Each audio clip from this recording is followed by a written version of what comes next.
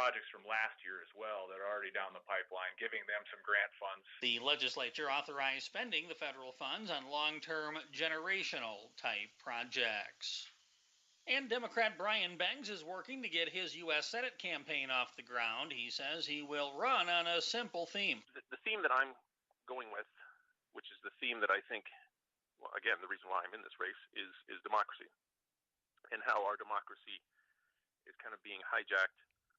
Well, not kind of. It is being hijacked by the rich and powerful to ensure that they can maximize profit. Banks says democracy is being undercut around the country. We've seen how democracy is being short-circuited, basically, with the various efforts to, across the country, voter suppression, and just making it more difficult for people to participate in voting and gerrymandering and all these sorts of things that dilute the ability of individual, regular folks to have their say in how the government's run, so it can be used by the people in power. He says he sees the damaging effect money has on the political process. Now that I'm deep into this, the system is so bad in terms of money.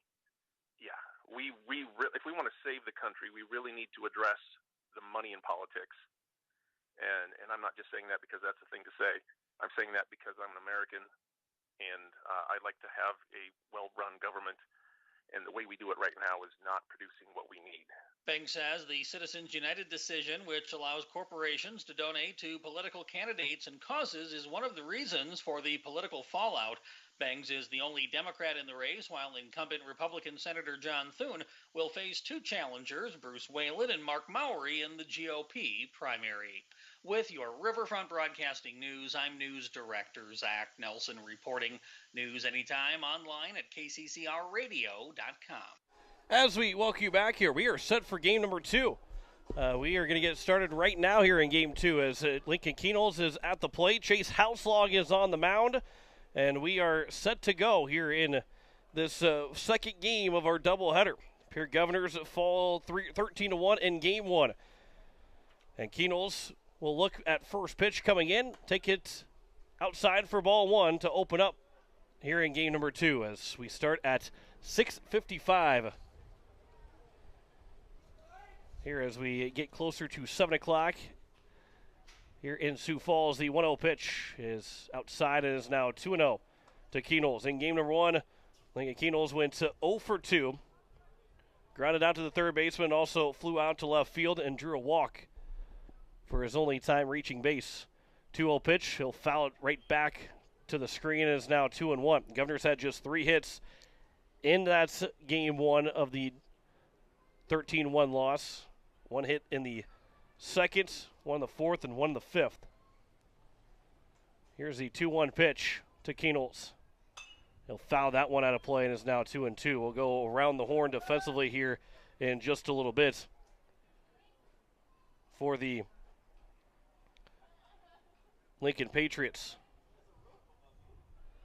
Here's the 2-2 pitch from Houselog to Lincoln Kenols. Fouls it off the mitts of the catcher. And that is Jorgen Sorum. As he is now catching, as the catcher Solomon in game 1 is playing shortstop. Here's a 2-2 pitch once again to Kenols. Comes in and hits him. Hit him close around the elbow and the left arm. And he is on to open up the top of the first inning. And the leadoff man is aboard for the Pierre Governors, and that's what they need. Find a way to get on base. Anybody get on base. Anyway, here is the leadoff man on him. Grayson Hunsley will come to the plate. He's batting second for the Pierre Governors as we go through the order. Hunsley batting second. Gary Nedved, the DH, batting third. Jed Zabel, the right fielder, will bat fourth. Cade Kaiser, the third baseman, batting fifth. Jane Weeby batting sixth, playing second base. Jackson Edmond, the first baseman, batting seventh. Matthew Hansen out in left field, batting eighth. And Brecken Kruger, the center fielder, batting ninth. First pitch is upstairs for ball 1 to Grayson Hunsley. He had one of those 3 hits for the Pierre Governors in that game 1 loss.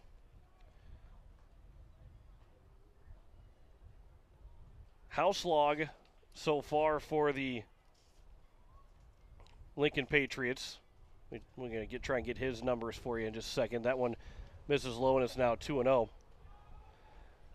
Houselog has thrown 7 2/3 innings. This is his 4th appearance, 2nd start.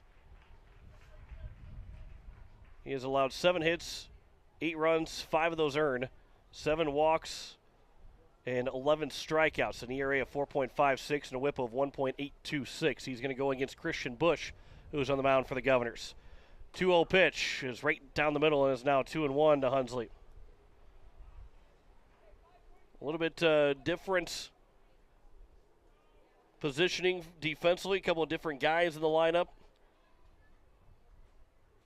for the Lincoln Patriots here in game number 2.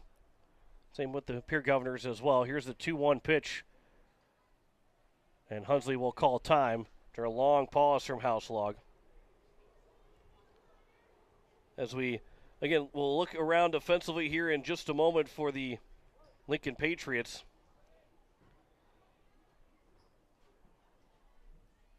As the 2-1 pitch now again for Houselog. Runner takes off, ground ball up the middle. No chance for a double play. The throw to first is to Jackson Bowe in time for the shortstop Solomon. And there is now 1 down, but they avoid the double play on the steal attempt from Lincoln Keenels. He's at second with 1 down, and Gary Nedved will come to the plate.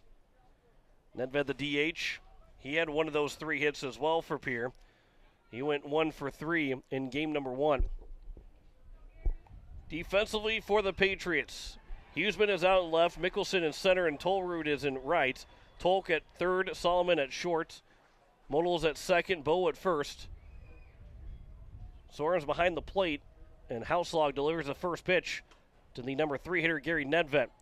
That one misses low and outside for ball 1. And Christian Busch will be the starter for the Pierre Governors. I see Spencer Kelly in relief. Here's the 1-0 pitch. That one is taken for a strike and is now 1-1. Keno's got a huge lead out at second base. He was nearly a halfway to third.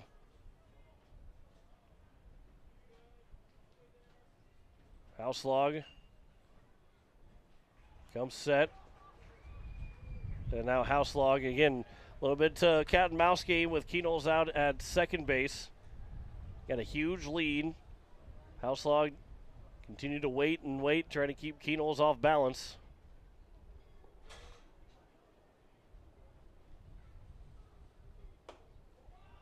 Pitch is upstairs.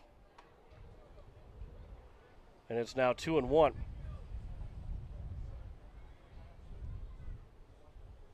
Nedved hitting over 500 coming into this weekend. Here's the 2-1 pitch from Houselog to Nedved. Fouls that one out of play on the right side. And the count is even at 2 balls and 2 strikes. You are listening to KCCR Pierre, a Riverfront broadcasting station. Just past 7 o'clock here on this Friday evening. Governors lose game 1, 13-1. Here in game number 2, top of the first, 1 out, runner on second. Nedved at the play with a 2-2 count. As we look for our game's first run, and the Governors are trying to find a way to get the game's first run. 2-2 pitch. Comes inside off the glove of the catcher Sorm. To third base will be Keenels. And now the go-ahead run and the first run of the ball game, 90 feet away for the Pierre. As the count is now 3-2. To Gary Nedved, our pregame interview of our doubleheader. They're not messing around here at Harmon Park. We got started 6 minutes early. In game 1, we got started pretty quick between. That was almost looked like a balk, but maybe Houselog was stepping off when that happened. That wind almost blew him off of the rubber. When really picked up, it's howling pretty good. And grandstand's shaking, press box is shaking, the camera is shaking up here. 3-2 pitch is outside for ball 4, and it's a walk to Nedved. And it's now first and third with 1 down here in the top of the first inning. And Jet Zabel, the right fielder, the lefty, will come to the plate. That wind is a doozy. We're used to a lot of winds, but boy, it's just been nonstop for the last couple months all the way around the state. Here's the first pitch from Houselog to Jet Zabel. The runners at the corners and one down. Zabel swings and misses. And it's 0-1. Zabel reached base on a fielder's choice in game one. Went 0 for 3. Grounded back to the pitcher, grounded the second baseman, and reached on a fielder's choice on a ball hit back to the pitcher again. Speaking of, we got 330 down the line out in left and right, and then 410 out in center. Here's the 0-1 pitch from Houselog to Zabel. Swing and a miss, and it's now 0-2. On deck is Kaiser, the third baseman. Did not play in game one, or did not bat in game one. He did come in and play second at the end of the first game when Wiebe went to the mound. But here in the top of the first, runners at the corners, one down, the 0-2 pitch. That one misses low. It's now 1-2. Not a bad pitch there from Houselog, trying to get Zabel to go fishing for it. And it's a 1-2 count here to the Pierre Governor right fielder. It's a big spot here for Pierre. They need to find a way to get a couple runs on the board here early on. Here's the 1-2 pitch. Swing and a foul back. Good job there by Zabel to stay alive. We'll do it again here at 1-2. The momentum for the Governors. I mean, you got to find a way to get the momentum for the Governors. They scored first against Brandon Valley. They scored first against Jefferson, but did not win those two games. They were down 3-0 early on. And now Nedved steps off. He's picked off a second, trying to head to second as he tried to get the steal and take it on the pitcher Houselog. But Nedved is thrown out, and there's now two down. And Jet Zabel has to find a way to put the ball in the outfield or through the infield to score that run. Here's a 1-2 pitch from Houselog to Zabel. Swing and a miss. Struck him out. That will end the inning. Governors fail to score. No runs, no hits, no errors, but one man left on base. After a half inning, Pierre Governors did not score. Lincoln Patriots to the plate. You're listening to Pierre Governor Baseball on KCCR and on YouTube at KCCR Sports. Insurance. We all need it to protect our homes, health, businesses, and belongings. But having adequate coverage is just the beginning. You also need the support of professionals who stand by your side to protect what's important to you. Fisher Rounds & Associates combines the coverage you want with the commitment you need. Fisher Rounds & Associates. At your service, at your side. With offices in Pierre, Mitchell, Watertown, Sioux Falls, and Rapid City. BankWest Insurance has the expertise and resources to deliver personalized service and customized solutions. As an independent agency, we shop dozens of companies to get you the best coverage at the best price. As your trusted choice for insurance coverage, we promise to go the extra mile so you can rest assured your loved ones and your assets are protected. Contact your local agent to put BankWest Insurance to work for you. Not a deposit, not FDIC insured, not insured by any federal agency, not guaranteed by any bank, may go down in value, equal opportunity provider. Bottom of the first inning, as we go through the lineup for the Lincoln Patriots, it is going to be Charlie Mickelson, the center fielder, lead things off, followed by Gavin Solomon, the shortstop. And then Chase Houselog, the pitcher, batting third. Jackson Bowe, the first baseman, in the cleanup spot. Mason Tollerwood, the right fielder, batting fifth. Oscar Lockwood-Powell, the DH, batting sixth. Nate Model, the second baseman, batting seventh. Sawyer Tolk, the third baseman, batting eighth. And Ryan Huseman, the left fielder, will bat ninth for the Lincoln Patriots. Christian Busch is on the mound for the Governors. His third appearance, first start of the season. 4 2/3 innings thrown so far. He's given up 5 hits, 3 runs, 2 of those earned, 2 walks, and has 2 strikeouts, an ERA of 3, and a whip of 1.5 so far on the season for Christian Busch, who it is imperative to throw strikes. Do not allow the walks in this contest. Governors walked 5, hit a couple more guys, but allowed around 7 free passes in the ball game in game number 1 with just 2 strikeouts. And Pierre's got to find ways to keep guys off base and retire the leadoff man. Coach Steve Gray talked about a lot of it is we got to find a way to get the leadoff man retired. And they did so in the second inning in game 1 and got a big fat 0 on the board. They did not in the first, third, or fourth. They gave up 3, 5, and 5 by not getting yes, not just in general of getting the leadoff man, but it sets the tone for the inning. When you get the leadoff man, one, you gotta score, but also you have to find ways to, if you're giving up that leadoff man to get on base, you got to find a way to get guys out as well. First pitch is over for strike one to Charlie Mickelson.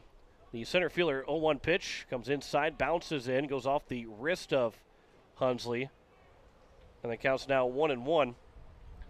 Mickelson went 2 for 4, a double, RBI double in the first, and a base hit in the fourth inning. He was retired on a double play and also flied out to left field. 1-1 pitch upstairs, and it's now 2-1. So he and Solomon and Houselog will have 5 innings of at-bats and 5 plate appearances. That one's skied high up in the infield, drifting into shallow left center. Keenels goes back to make the catch, and the leadoff man is retired to open up the bottom of the first inning. As we go around defensively for the Pierre Governors, Matt Hansen is out in left, Brecken Kruger in center, and out in right field is Jet Zabel.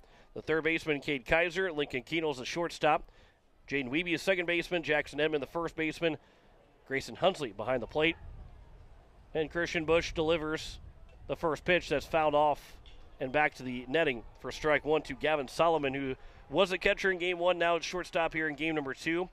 He went 2 for 2. 2 singles, reached base all 4 times, a walk hit by pitch, and 2 singles with 2 RBI singles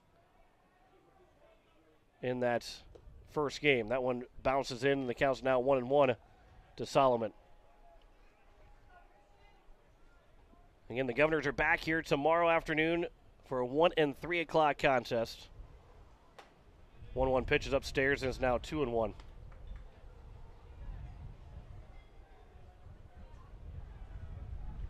They will take on the Washington Warriors, who lost both their games earlier this week to Mitchell and Roosevelt. Lost to Mitchell yesterday. Counts now 3-1. They're a team that struck out a lot. 14 strikeouts in one game, 10 strikeouts in the other this week. So 24 strikeouts in 2 games.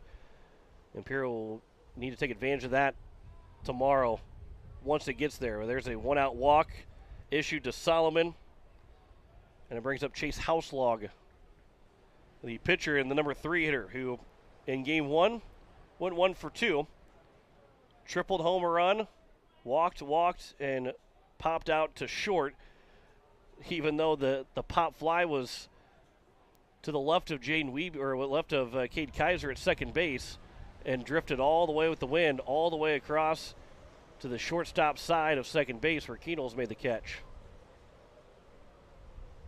Check over at first base and back in safely is Solomon. Runner takes off, showing bunt, pulling it back. The throw to second is not going to get in time. It goes off of the runner at Solomon at second. Wiebe went to go grab it. Solomon thought about taking off for third, but he stays at second base. Missed for a ball, and it's now a steal for Solomon and a runner in scoring position. With 1 down here in the bottom of the first inning. 1-0 pitch, showing bunt, pulling it back, and taking it for a strike. And the count is now 1-1.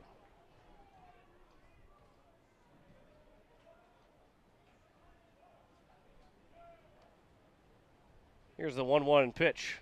That one's fouled back, and it's now 1-2. On deck is Jackson Bowe, the first baseman, who picked up a 5-inning complete game win. In that game 1, he had 3 hits, 3 walks, 3 strikeouts, and gave up that 1 run, which was earned for Jackson Bowe. Here's now the 1-2 pitch. Taken on the outside edge for strike 3, and a good pitch there from Christian Busch. Retires Houselog. There's now 2 down, and it brings up Jackson Bowe, and this is a big at-bat for both teams. You know, you got to feel like Lincoln can smell a little blood in the water after that 13-1 win. They want to keep pouring it on the Governors, and for Pierre, it becomes important to get that third out. That one's skied out towards left center field. Kruger still going back. It's over his head. It's down, and a run will come in to score. The wind blew that one all the way past him, and Jackson Bowe's got an RBI double and 2 outs. And Jackson Bowe has given the Lincoln Patriots a quick 1-0 lead here with 2 outs in the bottom of the first inning. That's his first hit today, second RBI of the day. And even though the Governors were able to retire the leadoff man, still came in to score. One man came in, has at least one guy has come in to score here in the first inning. Mason Tolrud, the right fielder, to the plate, misses upstairs for ball 1. So far on the season, .389 batting average, 7 hits, 4 singles, 2 doubles, and a triple, 5 runs driven in. That pitch will miss low, nearly getting Tolrud. And it's now 2-0. Severe weather still not quite leaving the listening area. Severe thunderstorm warning until 8:15 for Hocken and Ziebach counties. The count's now 2-1 to the right fielder.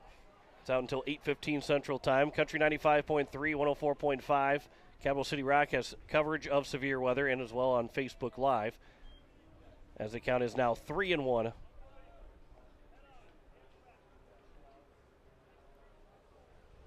Our first set of severe weather this season, this year. 3-1 pitch. There's a line shot out towards left field. Hansen goes over. That drops in front of him. Jackson Bowe rounds third. He is hurt as he's going to limp his way in to score. And it's a 2-0 lead, but he is hurt. He's got his hands over his head right now. He can barely walk in his own power. So he's been dealing with a hamstring injury and flared up, and hopefully he's okay. At the way he's limping in, it would be the best interest of the Lincoln Patriots to keep him out for the rest of this game, and hopefully he's able to return because they've got a lot of games coming up here starting the beginning of next week. And so Jackson Bowe does come in to score on the RBI single from Tolrud. It's now 2-0. And we'll see now who will replace Jackson Bowe, because I don't think there's going to be any way that that they want him to come back in this game. And he rounded third and on his way home, just unable to, he had to limp his way back home to score. And had to be helped off the field. There, one's popped up. Kaiser over at third base will make the catch as he lost his hat, and that will retire the side. But 2 runs do come in to score on 2 hits in the inning. There were no errors and 1 man left on base.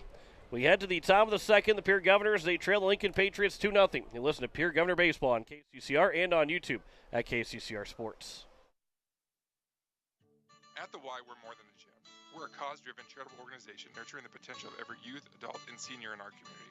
From advocacy to childcare, disease prevention to athletics, swim lessons to safe spaces, our mission ensures that everyone, regardless of their financial situation, can participate in the services that we offer at the Y. We invite you to stop in and check out our youth sports, summer camps, group exercise classes, swim lessons, and so much more. Discover your Y at the Milwaukee Family YMCA in Pierre, where we are for youth development, healthy living, and social responsibility. Building a home. It's the biggest investment most of us make in a lifetime. Not to mention, it's a decision that, well, you pretty much live with day and night.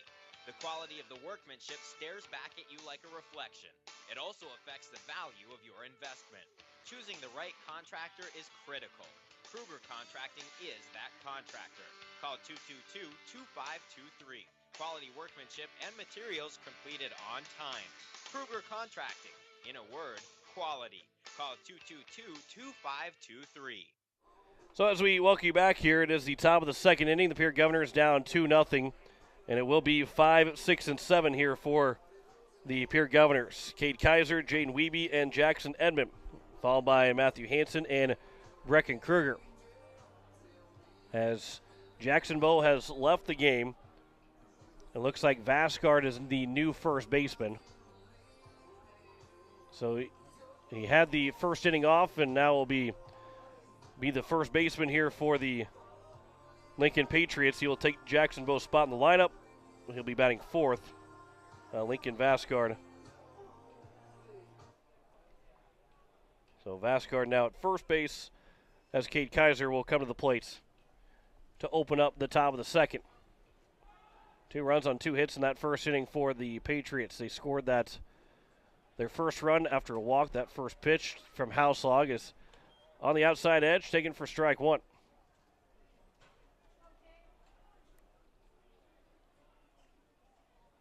Almost looked like Houselog was falling off the mound, like it slipped a little bit. Here's the 0-1 pitch.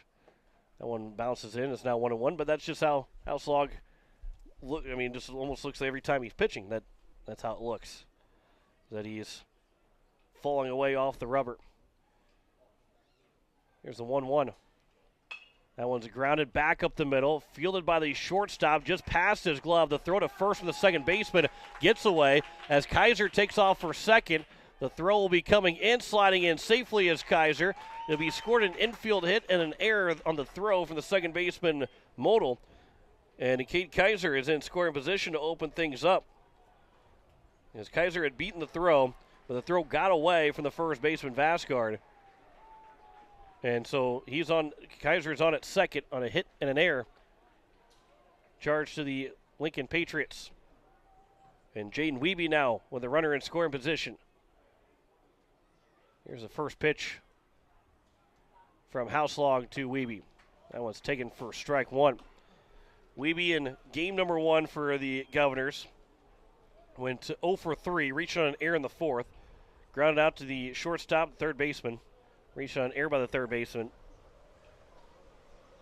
for his lone time to be on base for the Governors in game 1. 0-1 pitch.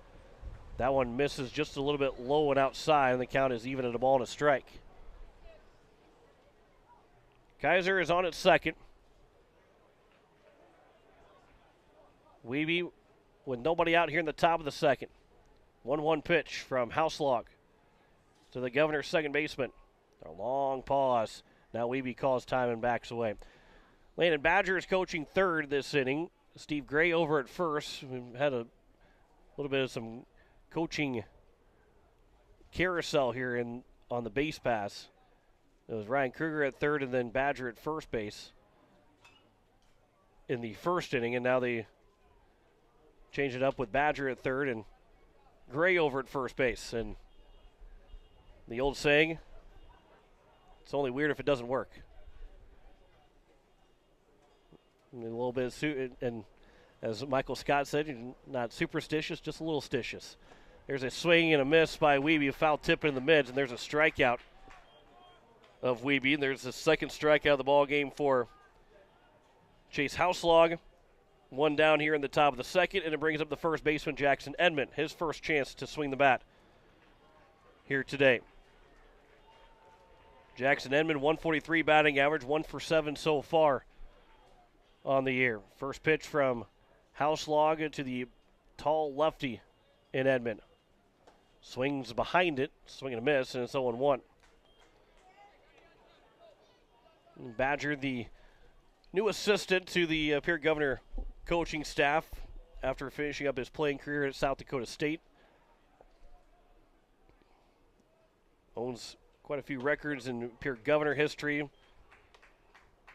Some have already been broken by Lincoln Kenols, who will have this year and another year to try and continue to break some records, as it counts 0-2 to Edmond. Here's the 0-2 pitch from Houselog to Edmond. He was able to fight it off as the pitch came inside. Might have been ball one, but went down 0-2 in the counter with 2 strikes. Always the thought of don't take the bat out of my hands. I'm going to go down swinging if got to protect. 0-2 pitch. There's a swing and a miss. And Edmond will go down on strikes, back-to-back strikeouts. And there's now 2 down, and Matthew Hansen, the number 8 hitter, will come to the plate. Hansen in game number 1 went 1 for 1. He reached base both times, walked and singled in his 2 trips to the plate. And he has an RBI opportunity. Had a base hit and an error to get Kaiser to second to lead off the inning. Back-to-back strikeouts. Houselog will step off and basically chase Kaiser back to second base. Now, one hit so far. That is Kaiser. He's on second. Hansen with a base hit could make it a 2-1 ball game. First pitch, outside edge and over for strike one. Lights at some point will turn on here at Harmon Park. We're still about an hour away from, a little less than an hour away from sunset. There's a swing and a miss, and it's now 0-2. But the clouds have come through, and it's looking a little bit darker than probably what you're seeing on YouTube right now. Here's the 0-2 pitch. It's not dark by any means, but starting to get a little darker. 0-2 pitch outside. Good take there from Hansen. Good pitch from Houselog. And the count is now 1-2.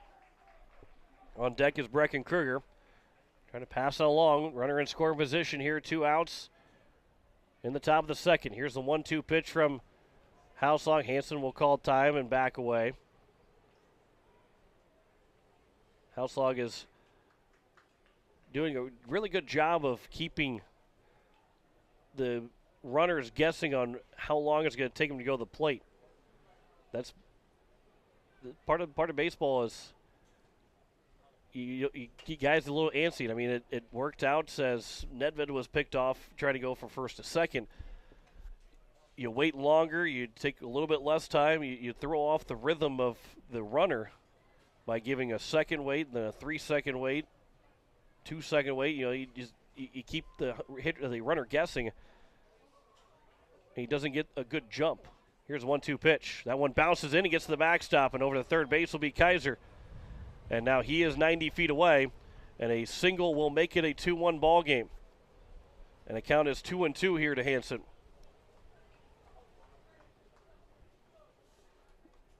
Harmon 2's got the lights on. Harmon 1 still yet to, I believe he might have to wait for half until the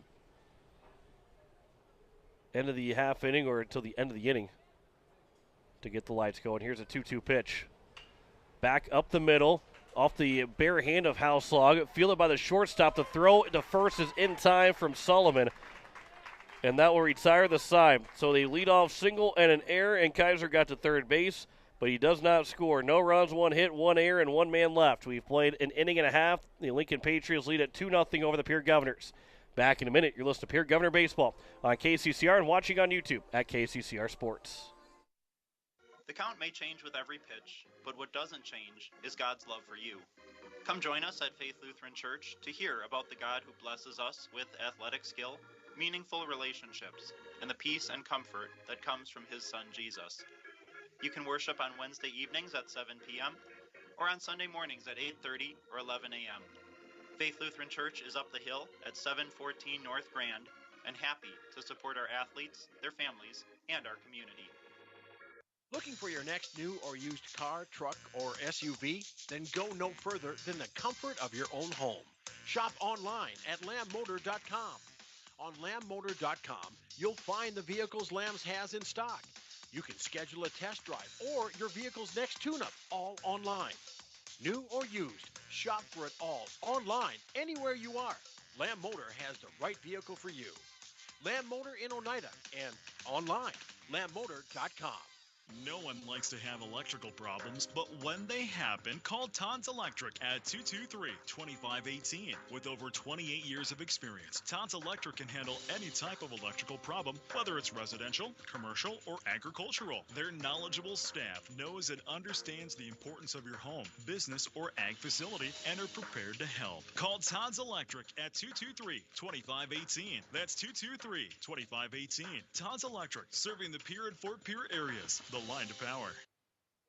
As we welcome you back here, the bottom of the second, it is a 2-0 lead for the Lincoln Patriots as they scored those 2 runs on 2 hits in the first inning, and they have 7, 8, and 9 to lead things off here. Nate Model, Sawyer Tolk, and Ryan Huseman will be the first 3 men to come to the plate here in the bottom of the second. And at some point here, the lights will have to get turned on here at Harvard 1. And I think the base umpire is calling for the lights to get turned on at some point.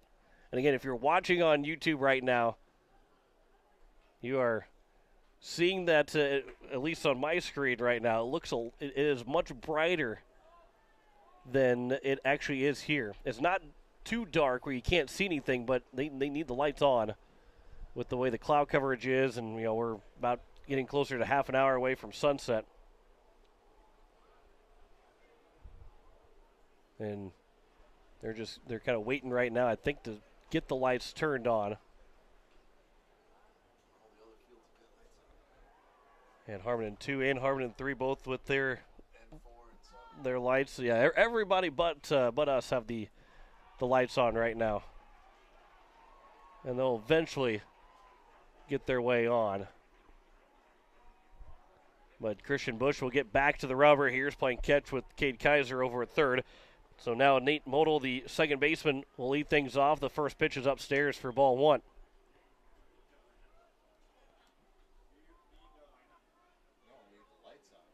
Here's the 1-0 pitch. That one's upstairs and is now 2-0. Model in game one went 1 for 2. An RBI single, RBI walk, and he also grounded out in the first inning. There's a strike taken, now 2-1. There we go, we get the lights starting to turn on. And they'll warm their way up. Here's a 2-1 pitch. It's upstairs, it's now 3-1. Governors will be at home on Tuesday after playing Washington tomorrow.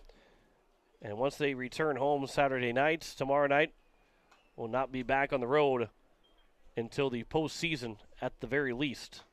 And obviously cannot play in the state championship at home, but if they're a top 4 seed, they'll be able to host their way to potentially be in the state semifinal. Otherwise, they're not top 4 seed, have to go on the road. That one's popped up, foul territory, behind home plate, and Grayson Hunsley didn't see it soon enough. As he dropped the mask, he had to basically turn all the way back around, unable to make the catch, so the count is remaining at full at 3-2. And again, that wind kept that one from going farther back to the backstop. Probably brought it back behind Hunsley as well, and he just couldn't make the grab. Here's a 3-2 pitch once again. Swing and a miss, and Busch will get the strikeout to open up the bottom of the second inning. That's his second strikeout of the ball game. And there's one down here in the bottom of the second, and it will bring out Sawyer Tolk, the third baseman.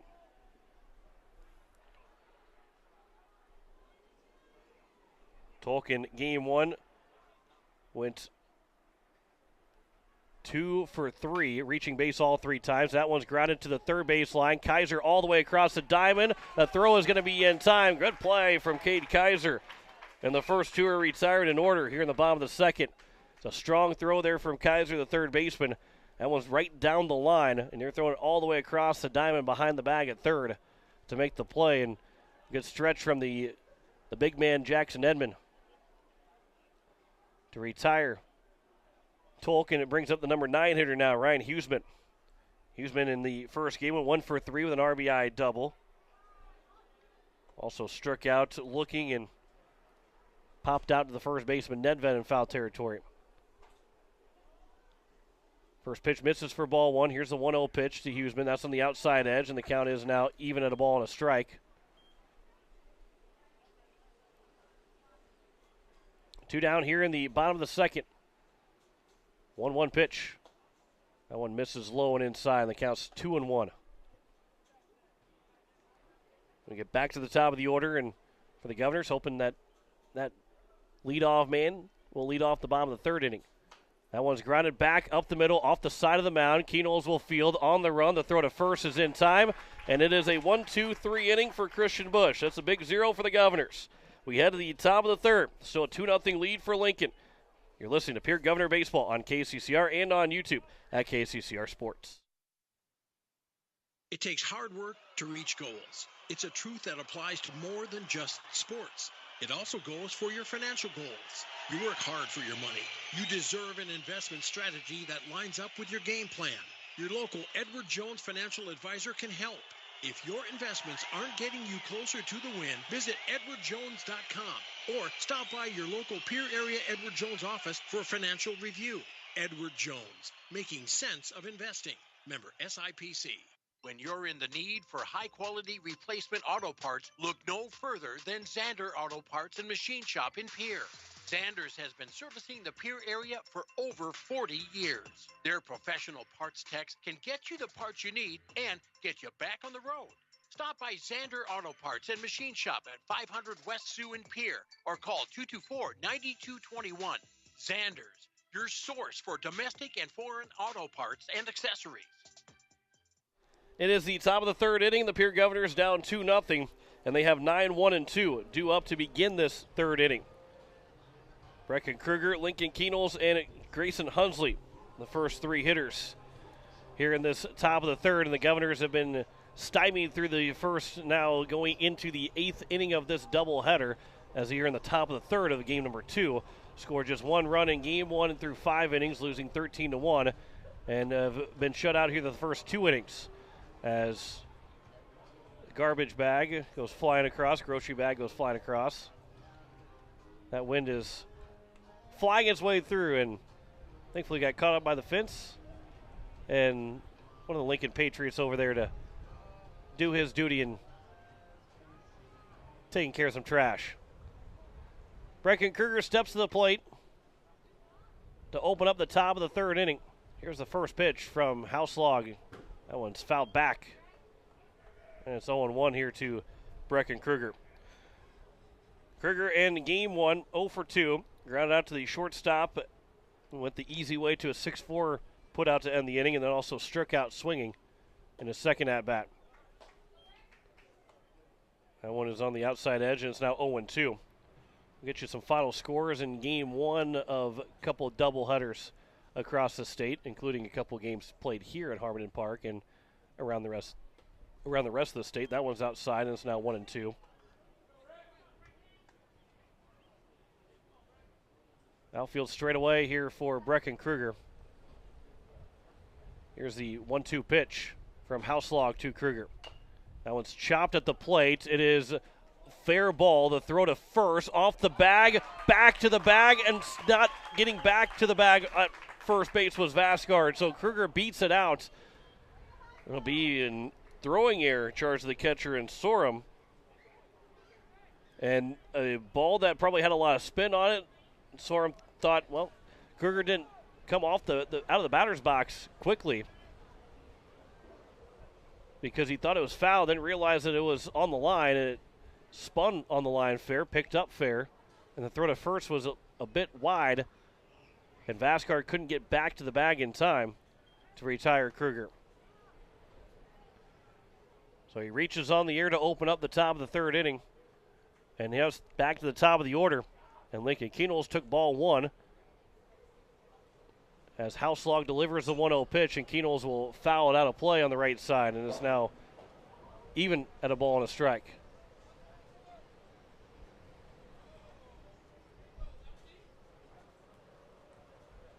Looks like it hit off something and bounced and landed in the bleachers. Pickoff attempt and back in safely as Kruger after Houselog got back on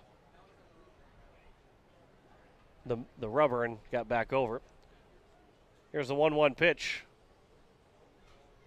from Houselog to Kienholz after a long pause. Comes inside, gets the backstop to second base will be Kruger. He's in scoring position. The count is 2-1 to Kienholz.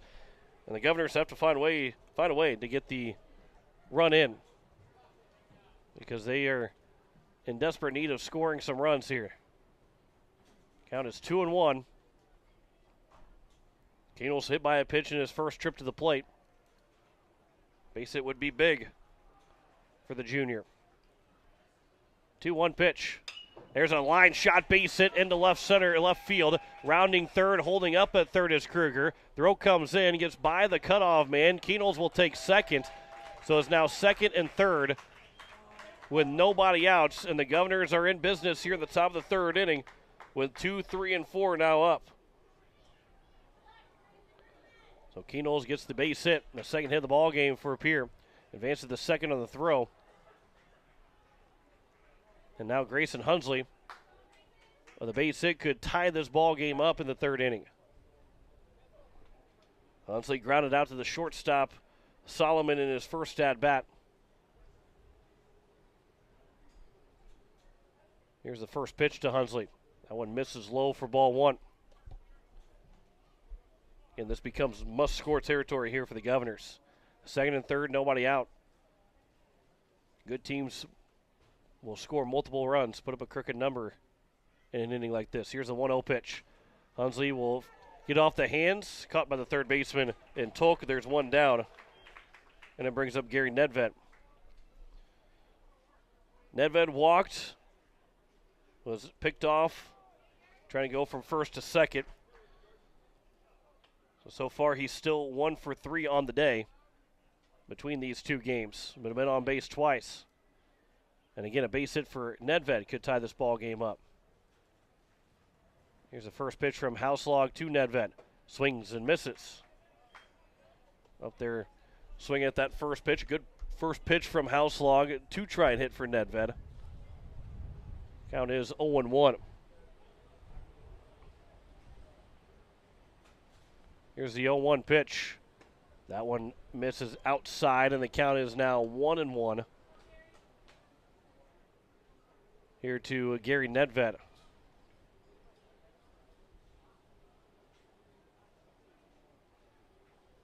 Houselog continues to work from the stretch. Here's the 1-1 pitch. Nedved got tied up in knots as he swung and missed at it. It's now 1-2. Came inside.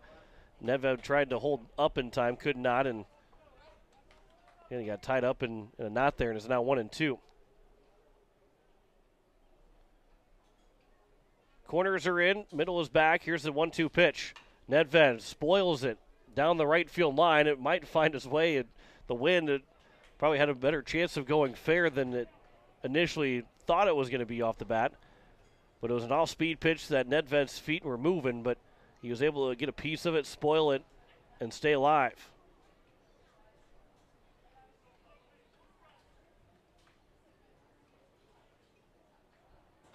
Here's the 1-2 pitch again to Nedved. Chopper. Keenels can't score, or Kruger can't score. They went back to the mound as it was fielded by Houselog. The throw to first is in time. There's now 2 down, and it's up to Jet Zabel to try and get at least one of these 2 runs in. So Jet Zabel, who struck out swinging his first trip to the plate, has to get a base hit here. Runners at second and third with 2 outs now. First pitch is outside for ball 1.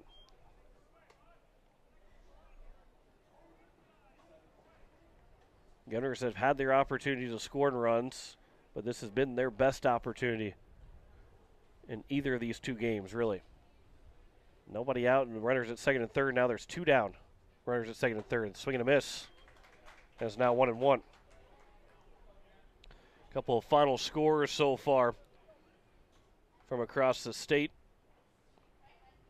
as Roosevelt beat Brookings 5-4.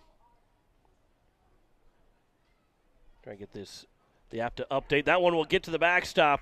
Coming in to score will be Kruger. Over to third base will be Keenel. So the Governors have scored 1 run. And it's now 2-1. And so now Jet Zabel with the base hit will easily tie it up 2-2. Count is 2-1. That one nearly got Zabel. It's a good job of avoiding being hit. Otherwise, it would have resulted in the bases loaded and not one of those runs scored. Yankton, they fell to Harrisburg 5-4 in game 1 of that doubleheader. There's a swing and a miss, and it's now 2-2. Again, Roosevelt beat Brookings 5-4.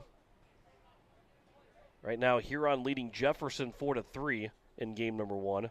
Brandon Valley leading Mitchell 8-6. In that first game. Sturgis beat Rapid City Central 10-3.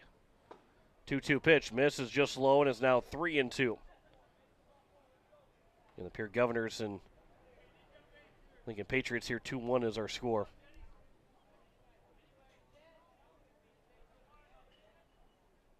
On deck is Cade Kaiser. Full count pitch from Houselog to Zabel. Taking inside for ball 4. Draws the walk. And the inning continues as Cade Kaiser now will come to the plate with runners at the corners and 2 away. Kaiser has one of the 2 base hits for the Governors. He got to second to lead off the inning. He singled the infield single and then got to second on the throwing error to open up the top of the second. Was left stranded at third base. And that's at the top of the second. 2-1 right now. Governors have the runners in the corners with 2 away. First pitch to Kaiser.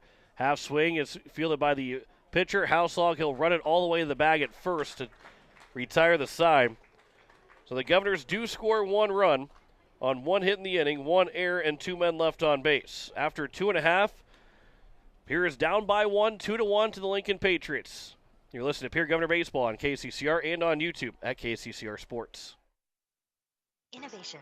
It's right here. Avera St. Mary's Hospital keeps care local for you and your family, offering comprehensive care that has earned 4 out of 5 stars by the Centers for Medicare and Medicaid Services in hospital performance and safety. Avera St. Mary's world-class care is further supported by advanced technology, 2-way video e-consults, 3D mammography, and a state-of-the-art birthing center, so you and your family don't have to go anywhere else, because innovation lives right here in Pierre.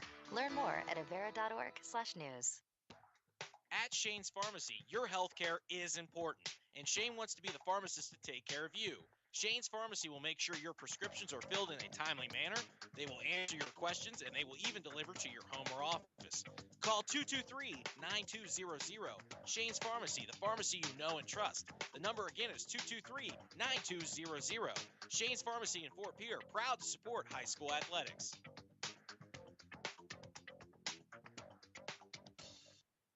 Back here in the bottom of the 3rd inning, the Pierre Governors down 2-1. Christian Bush into his 3rd inning of work. He will deal with the top of the order. Charlie Mickelson, Gavin Solomon, and Chase Houselog. That is the first 3 in the order to start the 3rd inning, and also the first 3 in the batting order entirely for the Lincoln Patriots. 2-1. Governors scored on the wild pitch to make it a 2-1 game. But it is still a lead for the Patriots. Governors had 1 run, 1 hit. Also had an error and left 2 men on base in that inning.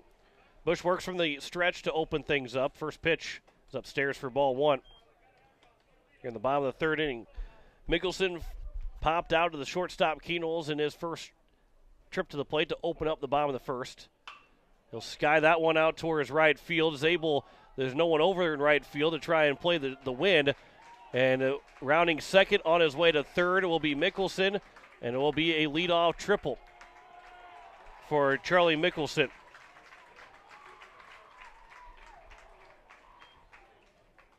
And Gavin Solomon now will come to the plate and quickly has an RBI opportunity here in the bottom of the 3rd inning. Again, the Governors have been playing the wind and shifting over. But even with the lefty up, they're still doing that. There's a huge gap. Well, not a huge gap in right center field because Zabel's kind of playing right over there. He was more playing towards the center field side of right center field to open up the inning. Here's the 1-0 pitch. That one's fouled right back to the netting. The count is even at a ball and a strike to Gavin Solomon, who drew a walk in his first trip to the plate. Came around to score the game's first run on the RBI double from Jackson Bowe. Bowe came in to score on the RBI single from Mason Tolrud, but he injured his leg on the rounding 3rd, or around 3rd base, and the count's now 2-1 here to Solomon. He's been replaced by Vasgard, as he'll have the opportunity to hit potentially here in this inning, unless there is a double play of some kind. It will be Vasgard will have his first opportunity at the plate here in this game. Counts 3-1 to Gavin Solomon. 3-1 pitch. That one's popped foul out of play, and it's now 3-2. Infield is drawn in all the way around here for the Governors. Trying to keep Mickelson from scoring on a ground ball in the infield. And keep it a 2-1 baseball game. Here's the 3-2 pitch. Upstairs for ball 4, and it's now 1st and 3rd with nobody out here in the bottom of the 3rd inning.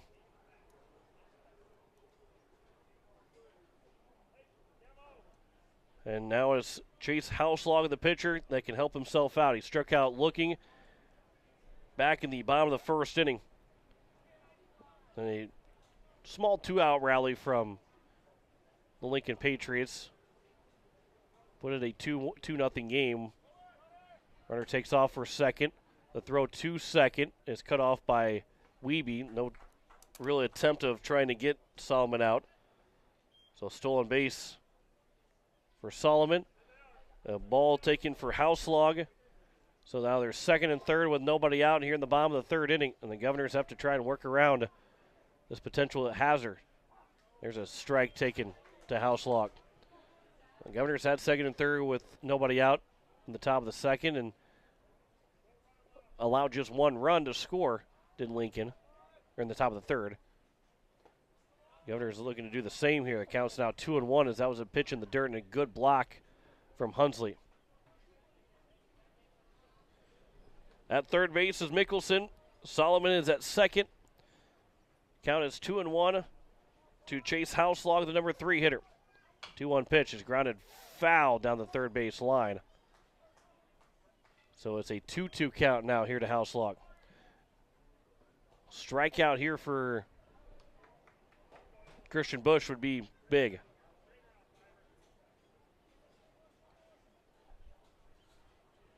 Here comes Seth from the stretch. Here's a 2-2 pitch. Swinging a foul tip, caught by Hunsley. There's the second strikeout of Houselog in the game. Third strikeout of the day for Christian Busch. And there's a big first out in the bottom of the third inning as now Vasgard will come to the plate.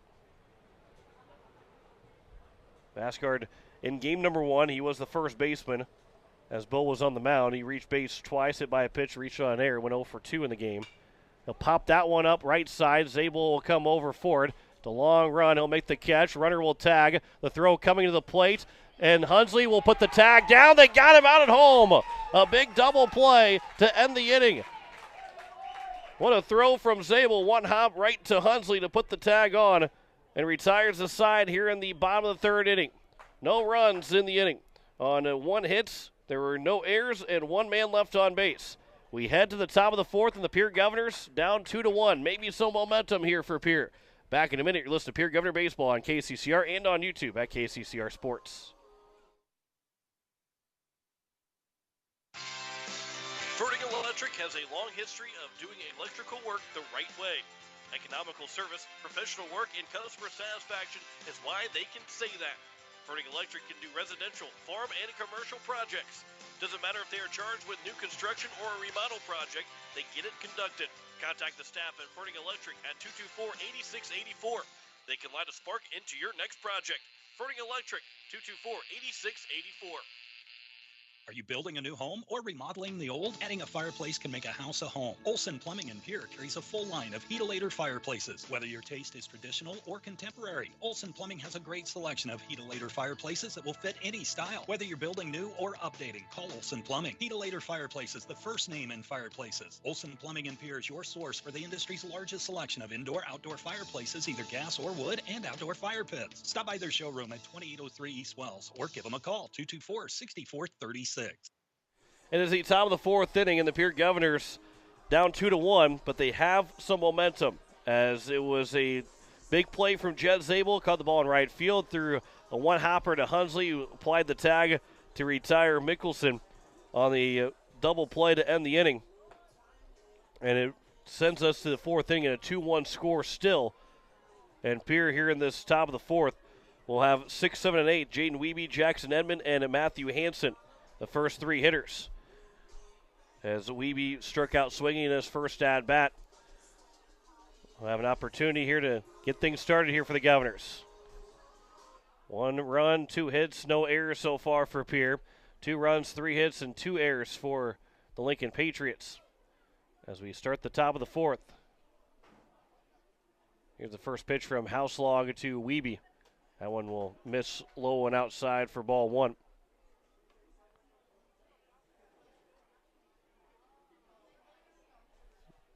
Huron Tigers, they beat the Sioux Falls Jefferson Cavaliers 4-3 in game 1 of the doubleheader. That one comes inside and is now 2-0. That's a big win for the Huron Tigers. They're a little bit of a surprise team so far. They've split with Harrisburg the other day. They get the first win against Jefferson, who's a quality opponent. 2-0 pitch is over for strike one. The count is now 2-1. And we'll see them on Tuesday for just one lone varsity game. But here on 6-4 now. 2 games over 500. Counts now 3-1 to Wiebe. And they got a split with Harrisburg, and they've won the first one against Jefferson. They beat Douglas, Sturgis, Rapid City Central twice. A team that might be a team that you probably don't want to see in the first round or even the second round potentially in the state tournament. Counts now 3-2 as Wiebe cut on and missed that 3-1 pitch. Here's a 3-2 pitch. Foul tip into the midst and a strikeout of Wiebe. And there's one down here to open up the top of the 4th inning. And it brings up Jackson Edmond, who also struck out swinging in his first at-bat. Big, tall, left-handed hitter, first baseman here for the Governors in Game 2. Looking for his second hit of the season. And he'll foul the first pitch away. As, again, Edmond so far comes in now 1 for 8 on the year. He tripled in his lone hit so far for the Governors. 0-1 pitch. Big cut, but a swing and a miss. And is now 0-2. Here to Jackson Edmond. Matthew Hansen, followed by Brecken Kruger if either of these two guys get on base. Here's the 0-2 pitch from Houselog to Edmond. Popped up left side in foul territory. The third baseman going over. He can't make the catch. Wind continued to carry it just a little bit farther and farther, and Tolk was unable to make the grab. So Jackson Edmond has new life, but still down 0-2 in the counts. Here with one down at the top of the 4th inning.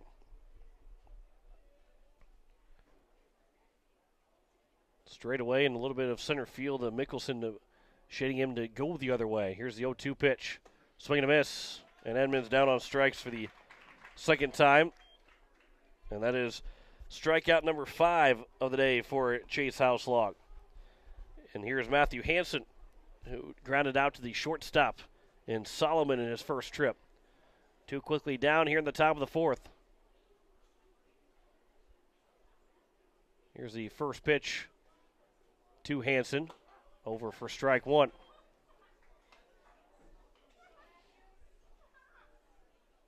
So the Governors right now 3-4 in the season. Have to find a way to pick a win here to go back to 4-4. There's a ground ball right side. Past a diving Moto into right field for a 2-out single as Matt Hansen goes the other way for a base hit. Good piece of hitting there from Hansen. He's 1 for 2 now. And it keeps the inning alive for the number 9 hitter, Brecken Kruger. See if they can get something started here with 2 away. It's a good job of Matt Hansen. Stayed back on the ball, and yeah, he might have been a little bit late, but he was able to hit the ball the right side. Somewhat of it is a lost start in Major League Baseball. Trying to go the other way. There's a swing and a miss by Kruger, and it's 0-1.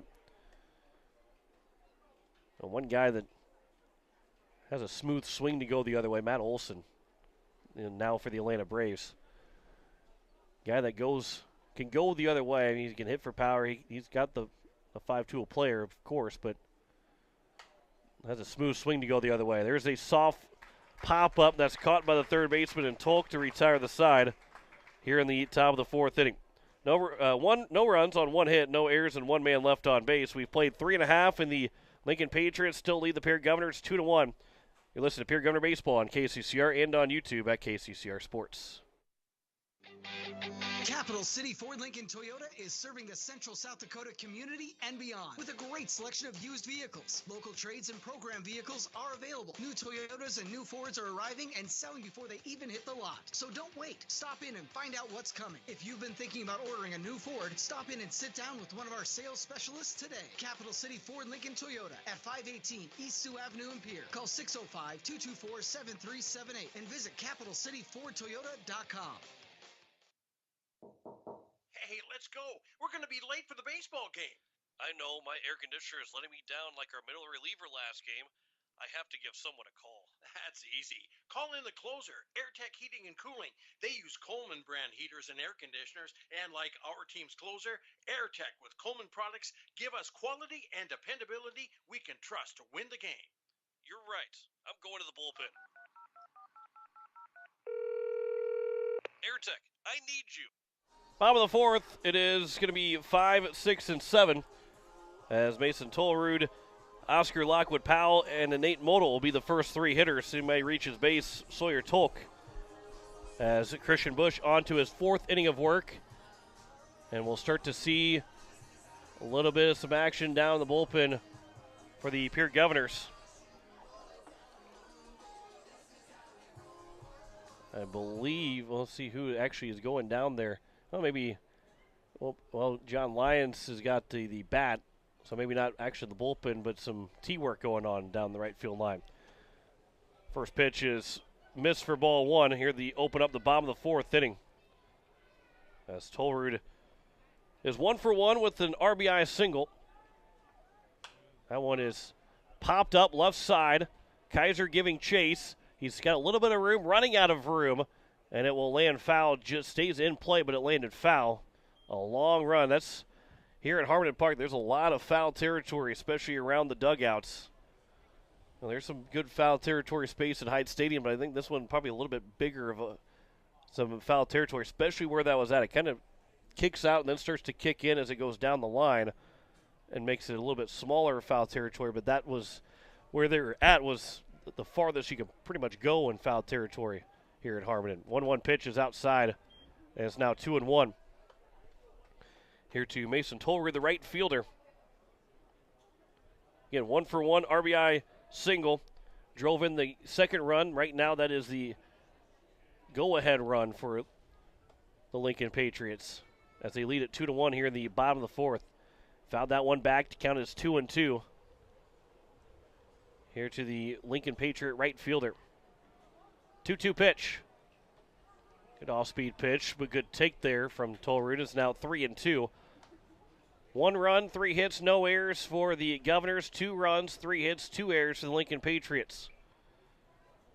The Governors have left 5 men on base. Patriots have left just 2. There's a swing and a miss and a strikeout to open up the bottom of the fourth inning for Christian Busch, who has had a strong start to this game through 3 1/3 innings pitch. Oscar Lockwood-Powell now steps to the plate. The DH popped out to the third baseman, Kaiser, in his first trip to the plate. First pitch is outside for ball 1. For Christian Busch, strikeout number 4. 1 in each of the 4 innings so far. 1-0 pitch. There's a line shot over the head of Kaiser, and it's down for a base hit. Be the 4th hit of the ball game and a single for Lockwood-Powell. And with 1 out, it'll bring up Nick Model, the second baseman, who is 0 for 1 with a strikeout. 200 batting average coming into the weekend, or coming into at least to the day here for Model. And in game 1 went 1 for 3.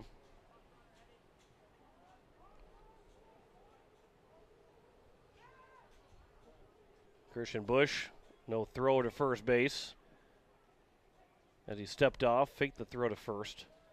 You're listening to KCCR Pierre, a Riverfront broadcasting station.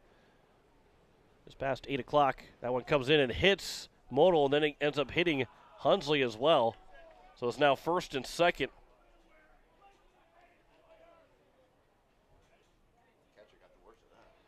And it's going to be first and second here with 1 down.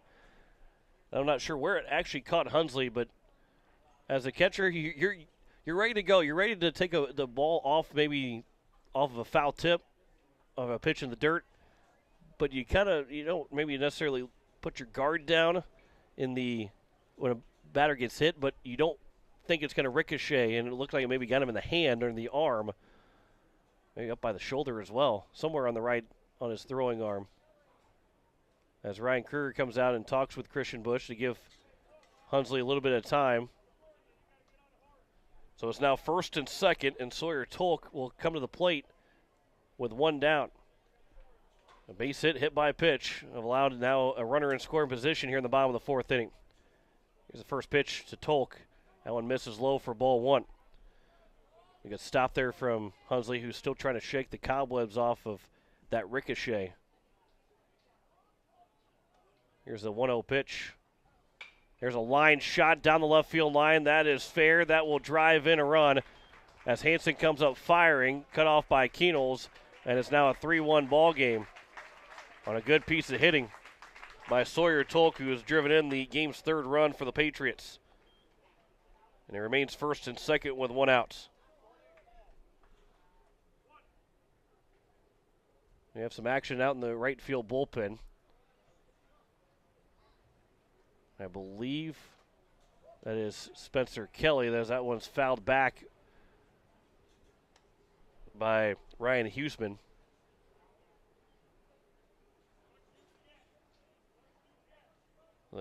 Christian Busch trying to find his way through the fourth inning. That one's fouled back and is now 0-2. Huseman's 0 for 1, grounded out to Keenels to end the second inning, and is only a bat so far here in game number 2.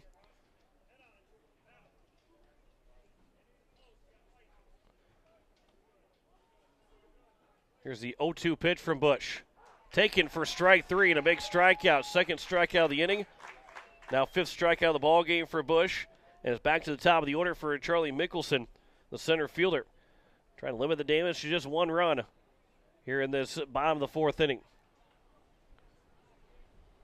And if you're looking for some severe weather coverage, Han County's got a severe thunderstorm warning until 8:45, but News Director Zach Nelson has that on Country 95.3 and also on 104.5 Capital City Rock.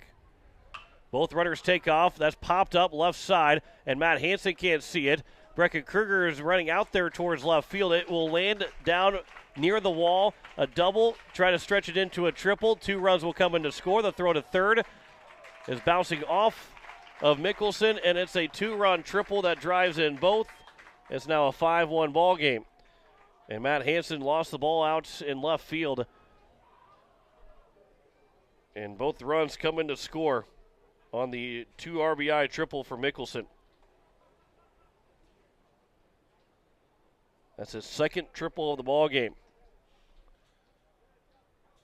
He's got 4 hits, 2 singles, 2 triples in this doubleheader. Gavin Solomon, the shortstop, to the plate.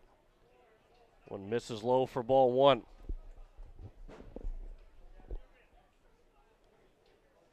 And the inning that was closing in on maybe allowing just 1 run and keeping it within striking distance, and it's not out of striking distance by any means, but those 2 runs are big for the Lincoln Patriots to stretch the lead to 4 instead of having just a 2-run lead. The 2-0 pitch is over for a strike and is now 2-1.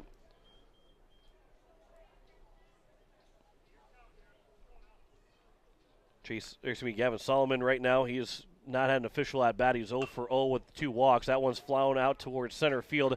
Kruger going back. That's going to land down for a base hit.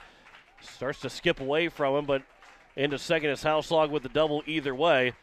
And it's now a 6-1 ball game. A 4-run inning and back-to-back extra base hits that have driven in 3 runs in the last 2 hits. And it's now a 6-1 lead. And we'll have a pitching change here for the Pierre Governors. We'll step aside for a minute, come back with our pitching change. You're listening to Pierre Governor Baseball on KCCR and on YouTube at KCCR Sports. Most of us already know that Gales Gas of Pierre is the place to call for propane. They offer an automatic fill plan so you never have to worry about running out of propane. They accept debit and credit payments or a budget payment plan to spread out the cost throughout the year so you never have surprises when you get your bill. For delivery, convenience, and great customer service, call Gales Gas at 224-5518. That's Gales Gas at 224-5518. People helping people. Have you ever wondered wondered what the benefits are of becoming a Owyhee Federal Credit Union member? At Owyhee Federal Credit Union, we reinvest profits in you. We do this in the form of lower interest rates, higher dividends, and low to no fees. So come check us out or come in at 221 East Pleasant Drive in Pierre, because at Owyhee Federal Credit Union, we treat our members like they own the place because, well, they do. Owyhee Federal Credit Union. As we welcome you back here to Harmon Park, a pitching change for the Pierre Governor. Spencer Easlin is the man that's on the mound. Not Spencer Kelly, but Spencer Easlin that will take over for Christian Bush. And we cannot close the book yet on Bush, but Spencer Easlin will try and finish out this inning as it's a 6-1 lead right now for the Lincoln Patriots. 4 runs have scored. There's still a runner on second base, and the first man to greet Easlin is Chase Houselog, the number 3 hitter.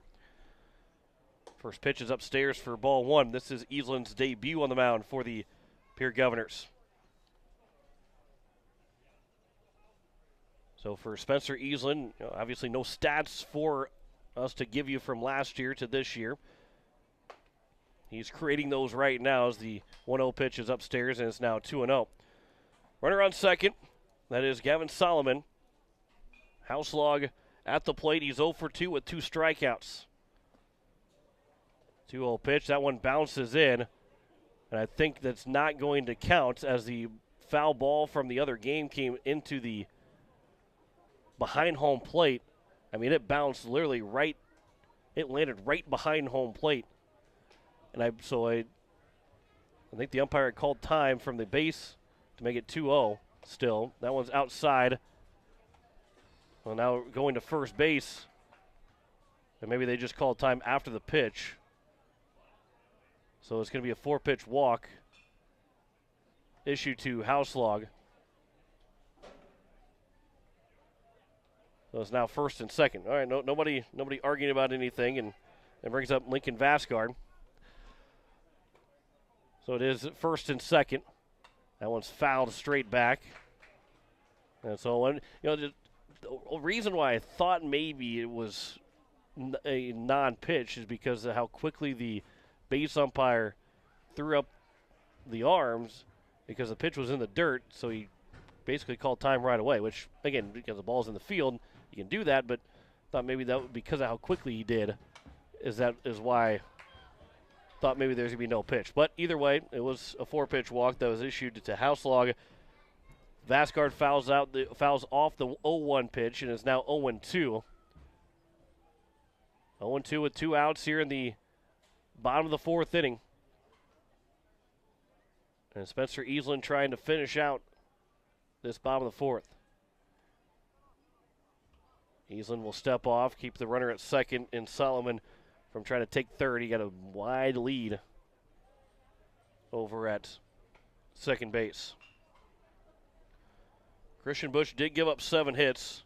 He has given up 6 runs. He can only give up 7, 2 walks, 6 strikeouts. Here's a ground ball to the left side. Keenolz will miss it as the runner at second, and Solomon was causing the problems of Keenolz to see it cleanly, and it goes underneath the glove of Keenolz. We charge an error to Lincoln Keenolz, and the Patriots of Lincoln score another run. It's now 7-1, and runners at first and third.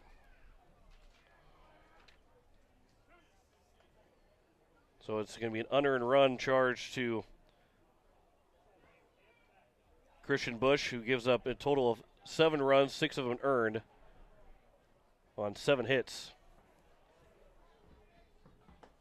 Pitch misses low for ball 1. To now Mason Tolrud, who led off the inning with the strikeout, and now batting again here with 2 away in the bottom of the 4th inning. That one's popped up left side. Matt Hansen again cannot find it out in left field, but Lincoln Keenolz backs all the way up into pretty deep shallow left field to make the catch and retires the side here in the bottom of the 4th inning. But 5 runs coming to score in the inning, as in total the 5 hits in the inning, 1 error, and 2 men left on base. So the Governors now down 7-1 here after 4 innings. Back in a minute. You're listening to Pierre Governor Baseball on KCCR and on YouTube at KCCR Sports. Wondering what to do with the pitted and rutted drive? B&B Equipment will get you covered. Wanting to put something down the ground? B&B Equipment will put a hole in your project. Need to even up that property? B&B Equipment can fill that need. B&B Equipment can deliver all your gravel and material needs. B&B Equipment is here for all your excavation needs. Contact B&B Equipment, 224-6727, a contractor here for you. That's B&B Equipment, 224-6727. Hey, yo, Speedo's Lawn Care. Hello. Yard's in rough shape. It's got weeds, brown spots, and crabgrass. Yeah, no problemo. What shade of green you need? We got 31 shades of green over here. Even the latest shade of septic tank grass green. That one just naturally gives off a glow.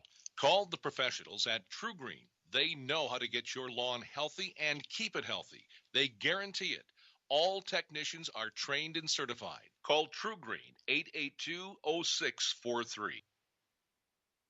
As we welcome you back here, as it's the top of the 5th inning, and the Pierre Governors down 7-1 to the Lincoln Patriots. As for the Governors, they will deal with the top of the order, Lincoln Keenels, Grayson Hunsley, and Gary Nedved. As Chase Houselog has gone through those 4 innings, and now here in the top of the 5th, delivers the first pitch to Keenels, missing for ball 1. Keenels so far 1 for 1. He was hit by a pitch, but also singled. Here's the 1-0 to Houselog, or from Houselog to Keenels. That one is taken for a strike.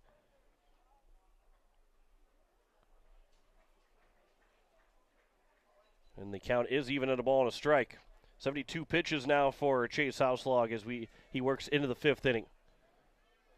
That one will miss low, and it's now 2-1.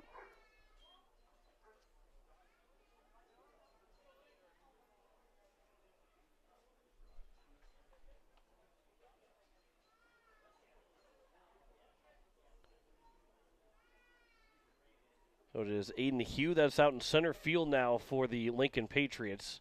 He takes over for Mickelson. 2-1 pitch. That one misses low, and it's now 3-1. Everybody else still the same for the Lincoln Patriots, but Hugh is now out in center field. 3-1 pitch from Houselog to Keenels. Misses. Nope, that's on the outside edge, and it's now 3-2. Spoke a little bit too soon. So a full count pitch upcoming here from Houselog to Keenels. And the 3-2 is on its way. Upstairs for ball 4, and it will be a leadoff walk and be the 3rd time that Keenels has been on base here in this game. And it opens and sets the table for Grayson Hunsley, who's 0 for 2 right now. Looking for his first hit. In game number 2, he's got a hit so far. He went 1 for 2 in game 1, reaching base both times. He's 0 for 2 so far here in game number 2. Here's the first pitch from Houselog. Hunsley swinging a miss, and it's 0-1. 7-1 is our score here in the top of the 5th inning. A 5-run 4th. That's the 5th 5-run inning. This will be 3rd 5-run inning for the Lincoln Patriots so far here today. They had a 5-run 3rd and a 5-run 4th in game 1, and another 5-run 4th here in game number 2. Here's the 0-1 pitch from Houselog to Hunsley. Instead, time is called. Again, tomorrow we have a doubleheader against the Washington Warriors at 1 and 3 o'clock for the doubleheader. Here's the 0-1 pitch. Keenels takes off. Hunsley will ground it to the left side. It'll be fielded by the third baseman and Tolk. The throw to third is in time. The throw back to third base. Keenels gets to third. The ball gets away. Keenels will take off, and he will score. He gets all the way around the base paths, and just a simple ground out to the third baseman from Hunsley. Keenels will come all the way around to score, and it's now 7-2 with 1 out here in the top of the 5th inning. So it will go down as a ground out for Hunsley, 5-3 on the ground out, but then a throwing error on the first baseman in Vasgard that allows Keenholz to come in to score. There's a swing and a miss by Gary Nedved. That is the third error charge to the Lincoln Patriots here in this second game. So the bases are empty now with one down here in the top of the fifth. The strike taken by Nedved. The count's now quickly 0-2. Nedved walked and also grounded back to the pitcher. Here's the 0-2 pitch. Upstairs, and it's now 1-2. No action. Well, a little bit of some throwing, but not in the bullpen for the Lincoln Patriots. Here's the 1-2 pitch from Houselog to Nedved. That one's off the hands to the right side. That's through for a base hit for Nedved. He's now 1 for 2. And inside outs that pitch into right field. Didn't get all of it, but got enough of it. The strength of Nedved was able to push it into right field for a base hit, and brings up Jet Zabel, who's 0 for 1 with a walk so far. Zabel in the first game did reach on a fielder's choice. First pitch to Zabel. Check swing, and it fouls off the bat barely left his shoulder, but he ended up fouling it away, and it's 0-1. 7-2 here in game number 2. Lincoln Patriots lead over the Pierre Governors in the top of the fifth. The 0-1 pitch from Houselog to Zabel. They'll foul that one out of play on the left side, and it's now 0-2. One down here in inning number 5. Pierre went down quickly 2-0 in the bottom of the first. Got one back in the top of the third. But a 5-run fourth inning has opened things up to a 7-1 lead, and now Pierre with 1 run in here in the fifth made it 7-2. 0-2 pitch, swing and a miss by Zabel, trying to protect. And he goes down on strikes for the second time today. The second time in this ball game, and there's now 2 down. Here in the top of the fifth, it brings up Cade Kaiser, who is 1 for 2. Grounded back to Houselog to end the top of the third, but didn't reach to open up the top of the second. Pickoff attempt, and Nedved's back in, diving back in safely. I think a good remedy for the Governors. Again, will be a lot of home games to finish out the season. After tomorrow, when those games wrap up, Pierre will not travel again until the postseason. As the first pitch is over for strike 1 to Kaiser.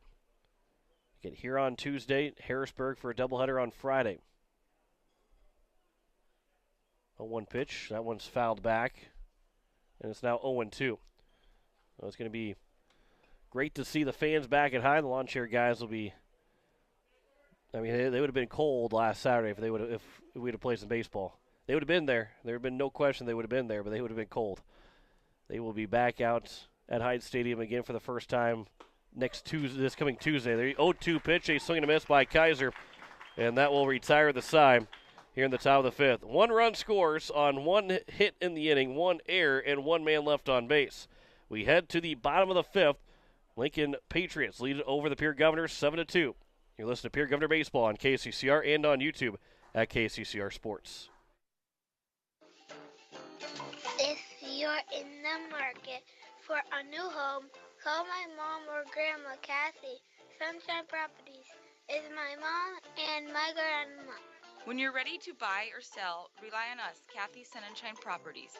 We'll help you to buy or sell with confidence. When you're out and about, stop and see us at our new location on the corner of Capitol and Central here in Pierre. Hey you.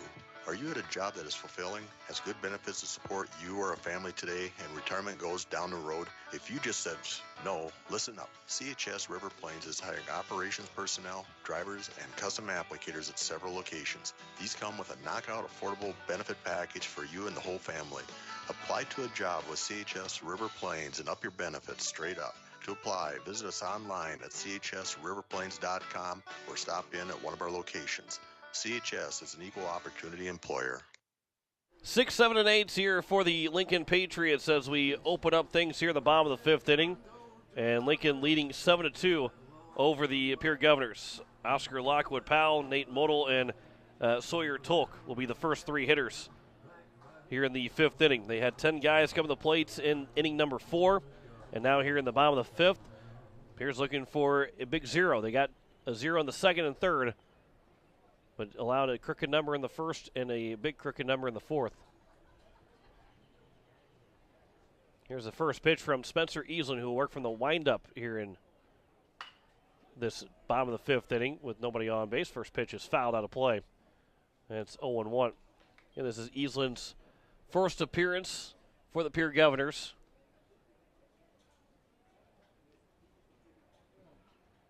Here's the 0-1 pitch. And on the hands, fouled it back, and it's now 0-2.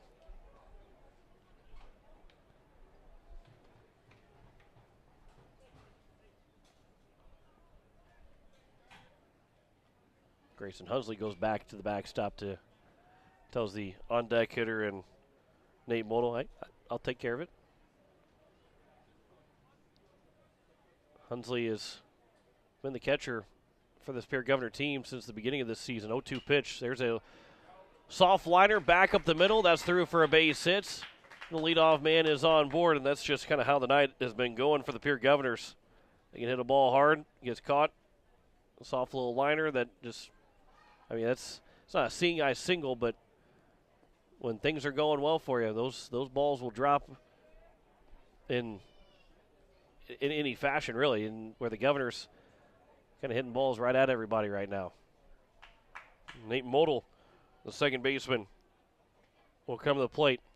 Hit by a pitch, came around to score in that 4th inning. There's a ground ball left side, fielded by Keenels, goes a long way to first, and is in time to retire.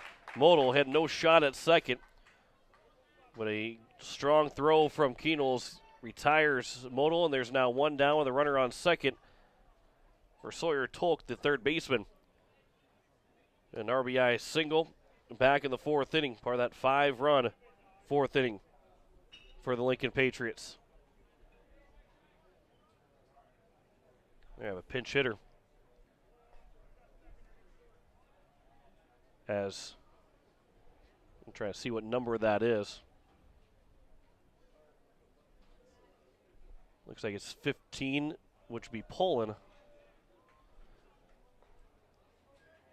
If my eyes aren't deceiving me, and that's a very real possibility that they are. And I was right. So Poland will be the hitter.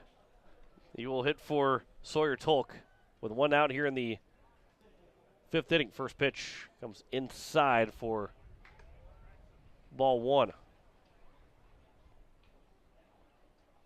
So Poland so far, he is looking for his first hit. He's 0 for 4 in 5 plate appearances. There's a ground ball to the left side, fielded by Kaiser. The throw across the diamond is a high one off the glove of Edmond. And he is safe at first base. So Poland will reach on the air. That one's a tough one to figure out who the error is going to be on, whether it's Kaiser or Edmond. Kind of an off-ball or off-line throw. It went off the glove of Edmond. We'll see what maybe is going to be called to the who it's going to be on, but it will be now first and second with 1 down here in the bottom of the 5th. It is Ryan Huseman, the hitter, number 9 hitter in the order.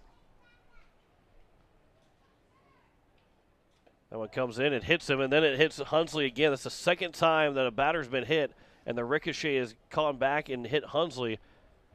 That one made it get off the toe of Hunsley. The bases are now loaded. Well, Hunsley again taking the brunt of the damage of a hit batter. A lot of times, the ball doesn't ricochet like it does when it hits somebody. It usually ends up hitting them flush, but just grazing off the side of the hitter. And it's come back to hit Hunsley. There's a first pitch, swing and a miss, and it's 0-1. And so Huey will be in here to hit. He was the one that replaced Mickelson out in center field. There's a swing and a miss. It's now 0-2. So the bases are loaded with one out, and the count is 0-2. Here to Aiden Huey, who's looking also for his first hit of the season. He's 0 for 3 so far in 4 plate appearances. Here's the 0-2 pitch upstairs, and it's now 1-2. Trying to get Huey to chase a pitch out of the zone. Bases loaded, one out here in the bottom of the 5th. Here's a 1-2 pitch. Swing and a miss, and a big strikeout for Easlin. There's now 2 down. And it'll bring up Gavin Solomon.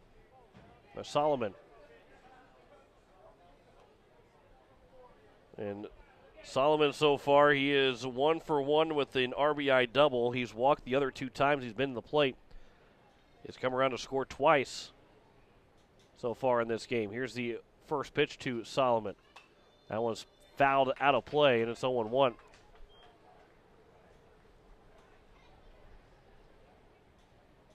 Seven to 2, the Lincoln Patriots lead. They have not scored in this bottom of the 5th inning. And Spencer Easlin with the bases loaded right now, trying to keep it that way.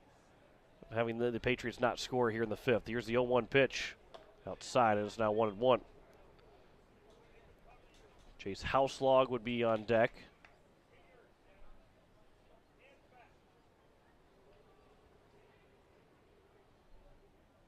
Here's the 1-1 pitch. That one misses low and outside, and is now 2-1. Bases loaded here, bottom of the 5th. 2 outs. And here comes the 2-1. Upstairs, and it's now 3-1. And in danger of walking home a run is Easlin. Solomon looking to reach base for the 4th straight time. Here's the 3-1 pitch. That one's taken right down the middle. It's now 3-2. Everybody will get a head start. The runner at third, and Lockwood Powell will be the slowest runner of the 3. He's not going to try and get too far ahead of, get close to home plate, but the other 2 guys will get a good head start here with Easlin going from the windup. Here's the 3-2 pitch. That one's fouled out of play. Or will eventually get out of play. Well, there's a lot of room out in foul territory. I started to give up on that a little too quickly. It did get out of play, but Kaiser gave a long run and a long look to it. So we'll do it again here with the full count and 2 outs in the bottom of the 5th inning, and the bases are loaded. Here comes the payoff pitch. That one's popped up. Foul territory. It lands on top of the grandstand and rolls its way down. So we'll do it another time here at 3-2.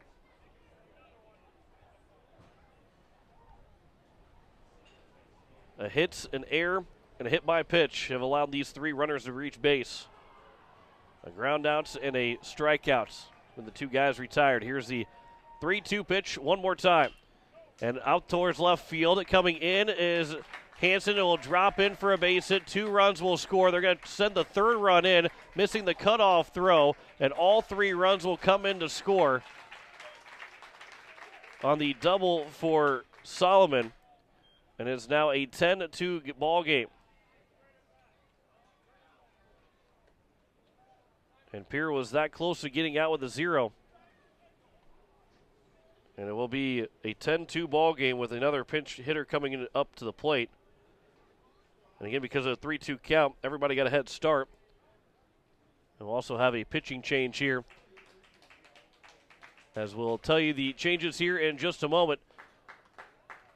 Back in a minute, you're listening to Pierre Governor Baseball on KCCR and on YouTube at KCCR Sports. this is the life. Sitting here, sipping lemonade, basking in the warm sun, and admiring the beauty and the solitude of my very own landscape backyard. You know, I wasn't sure, but I was so glad when I made the call to Andy at Dakota Sprinkler and Landscaping to finally have the work done. Calling Dakota Sprinkler and Landscaping was probably one of the best and the easiest decisions I've ever made. Dakota Sprinkler and Landscaping, 280-4440. That's 280-4440. Wagner Auto Company is your complete transportation headquarters. You'll find a great selection of quality new Buick, GMC, Chrysler, Dodge, Ram, and Jeep vehicles, plus a great selection of quality pre-owned and certified pre-owned vehicles. They'll take good care of you after the sale with a full-service parts and body shop, along with a friendly financing team that'll do their best to get you into your next new or pre-owned vehicle with financing that fits your budget. Wagner Auto is your local, family-owned, full-service dealership in Pierre. WagnerAuto.com. That's WagnerAuto.com. So it is Trevor Rounds now on the mound for the Pierre Governors as he's trying to keep this a 10-2 score here in the bottom of the fifth inning. And things have got away from the Pierre Governors once again here in game number 2. A 3-run fifth has opened this up to an 8-run lead. Can't close the book yet on Eastland, but we can tell you that he's got 0 earned runs in the ball game. He's given up 3 runs so far. He could give him a 4th run, but it would also be unearned, as he gave up just 2 hits on 1 innings pitch. 1 walk, 1 strikeout. So Trevor Rounds trying to keep that runner at second base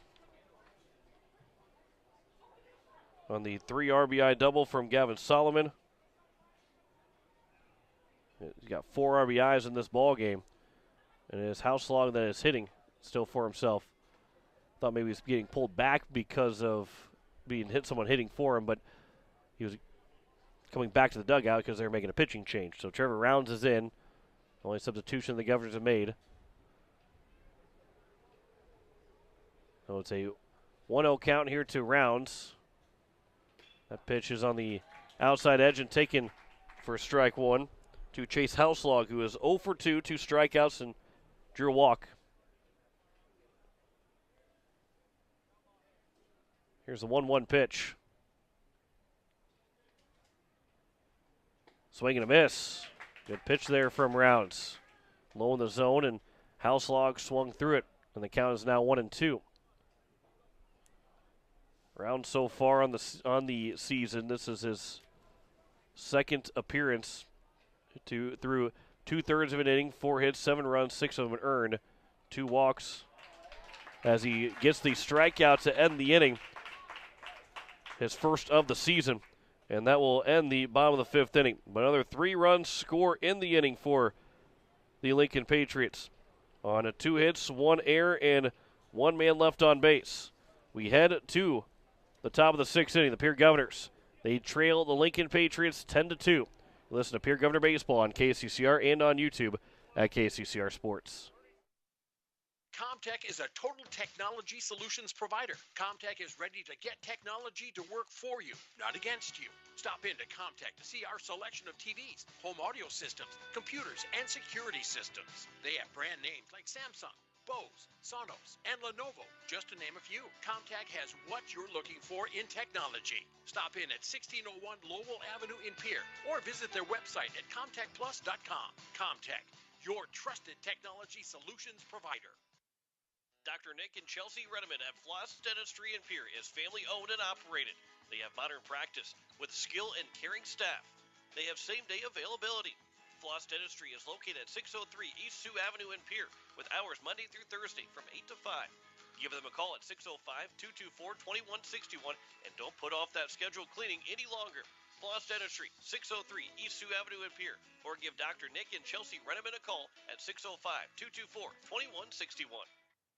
As we head to the top of the 6th inning, it is going to be Tolk now, Sawyer Tolk on the mound as he re-enters the game after he was had pinch hit. Poland came in to pinch hit for him, but now Tolk is now on the mound. Houselog moves from the mound to third base for the Lincoln Patriots as we look at the stats so far on the season for Sawyer Tolk. He has thrown 4 1/3 innings. This is his 3rd appearance of the year. He's 0-2 so far. 7 hits, 7 runs, all of them earned, 4 walks, 8 strikeouts, and an ERA of 11.31 and a whip of 2.538 so far on the year for Sawyer Tolkien. Again, it's so early on in the season. Those ERAs are pretty inflated by just having, it's not even a bad outing. You might just give up 1 run in 1 inning and your ERA is up to 9. So, or I guess it would be 7, but either way, the ERAs get inflated if you give up just 1, 2 runs. George Stolle will be the hitter to open up the top of the 6th inning. He will hit for Jaden Wiebe. So Stolle will have his first at-bat here of this ball game. And so far for George Stolle, let me try and find his numbers here. He is 1 for 3. With his 1 hit being a single, he scored 4 times. He's been mainly used as a courtesy runner so far for Grayson Hunsley, as the count is 0-1 here to open up the top of the 6th. Sawyer Tolk now on the mound for the Lincoln Patriots. Just the 3rd pitcher they've used today. After Jackson Bowe went 5 innings. Houselog also went 5 innings. But as it counts now 1-1, with that 13-1 win in 5 innings, didn't have to worry about it. Somebody else coming in the ball game for Jackson Bowe, as the 1-1 pitch is outside. It's now 2-1. Again, Eastland went 1 inning, gave up 3 runs, none of them earned, 2 hits, 1 walk, and 1 strikeout. We can shut the door on and close the book on Houselog. That one comes in and hits Stolle. And Stolle will be the first base runner here in the top of the 6th inning. Governors down by 8 with 6 outs to go. They've got plenty of time here. They're running out of time, but they've still got time to make a comeback. As is going to be John Lyons that will hit for Jackson Edmond.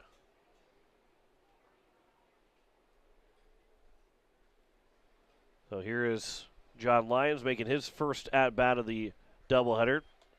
Takes ball 1. Lyons so far on the season, he is 1 for 3. Doubled his only hits. He does have a run scored, and he has drawn a walk. He's hit by a pitch. The count's now 2-0. So again for Chase Houselog, 5 innings, gave up 2 runs, 1 earned, 4 hits, 3 walks, 7 strikeouts.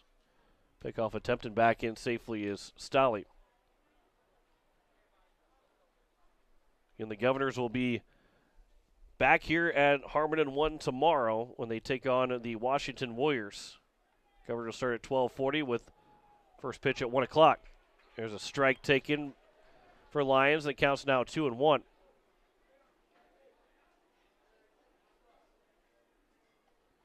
Ten runs, 10 hits, 3 errors for the Lincoln Patriots. 2 runs, 4 hits, and 1 error for the Pierre Governors. 2-1 pitch. That one will miss, and it's now 3-1. Governors, as a team, have left 6 men on base through 5 innings. Patriots have left 5 men on base so far through 5 innings. Pickoff attempt again, back in safely is Stolle. Brandon Valley and Mitchell just starting game number 2 of their doubleheader. Brandon Valley won the first one 8-6 over the Mitchell Colonels. That game between Pierre and Mitchell, which was scheduled for May 15th, has been pushed back a day to May 16th on the Monday, as it'll be an evening now contest, obviously, instead of an afternoon game. As there's a walk drawn to Johnny Lyons. Runners at first and second with nobody out here in the top of the 6th. And it brings up Matt Hansen. And time is called, and catcher Sorm will go out and talk with Sawyer Tolk. It is 8-9 right now here for the Governors. Have a pinch hitter for Brecken Kruger. Looks like it's going to be Matthew Brewer that will be the pinch hitter for Brecken Kruger. The runners at first and second. Nobody out here in the top of the 6th.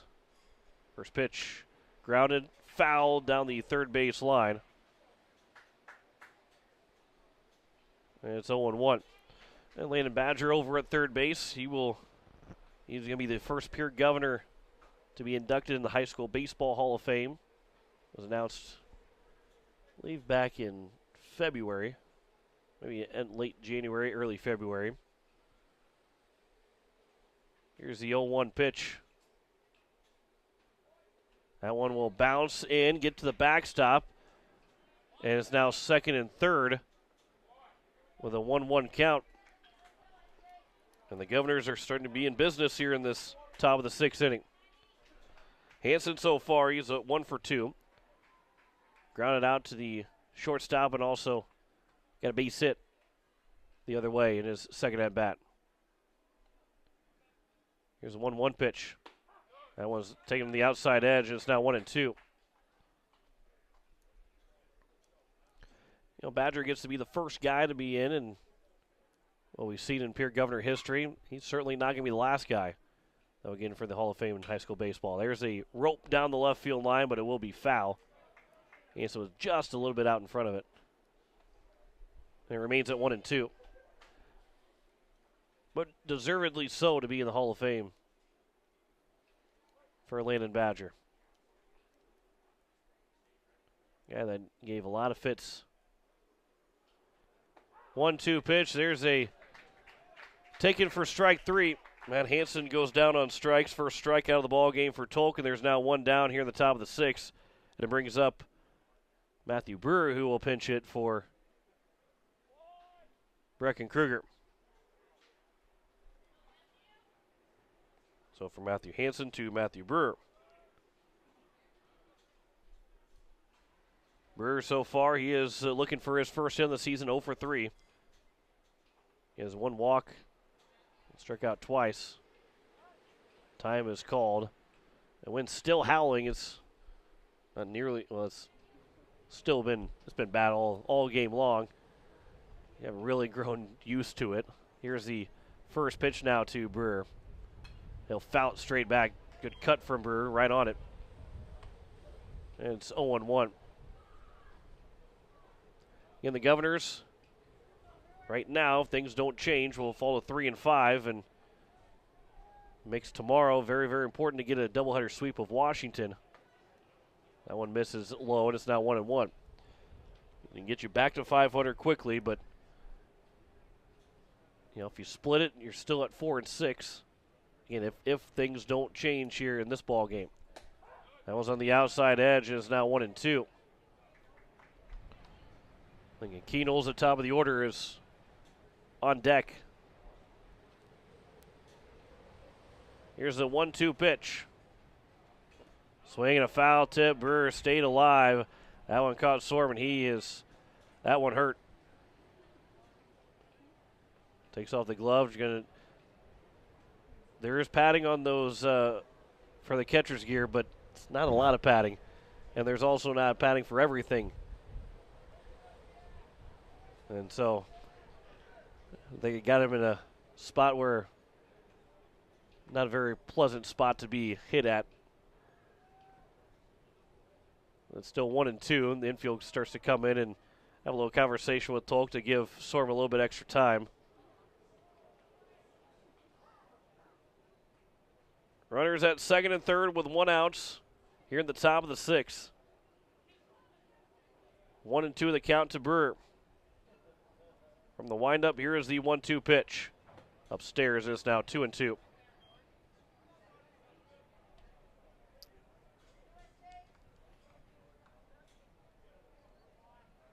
Matthew Brewer, his first at-bat, first plate appearance. Here's the 2-2 pitch. That one's fouled back. We'll do it again at 2-2. One down here in the top of the sixth. 2 runs, 4 hits for the Governors. 10 runs, 10 hits for Lincoln. Patriots in that bottom of the sixth will have 4, 5, and 6. That one's fouled away by Brewer. Stays alive. Good battle here between Brewer and Tolk.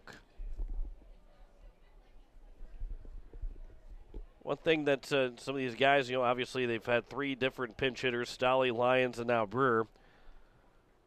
The 2 guys that pinch hit have been reached base by a hit by a pitch and a walk. But Brewer tried to reach base as well. 2-2 pitch bounces in. That one bounced in the grass in front of home plate, and a good block by Sorum. That is not easy to do for a catcher. And he was able to come away with that stop to keep this from being a 10-3 ball game. 3-2 pitch. Brewer grounds it over left side. Stolle will come in to score. The throw to first is going to be in time. There's now 2 down, but an RBI ground out for Matthew Brewer, and there's now 2 away in a 10-3 ball game as we get back to the top of the order for Lincoln Keenels. So the play by Houselog, he was able to look back Lyons at second base. Now with a runner on second and 2 away here in the top of the 6th. First pitch over for strike 1 to Keenels. He is 1 for 1, hit by a pitch, also drew a walk. Then he had a single. So he's been on base all 3 times, scored back in the 5th inning, which made it at the time a 7-2 ball game. But now sits at 10-3 here in the top of the 6th inning.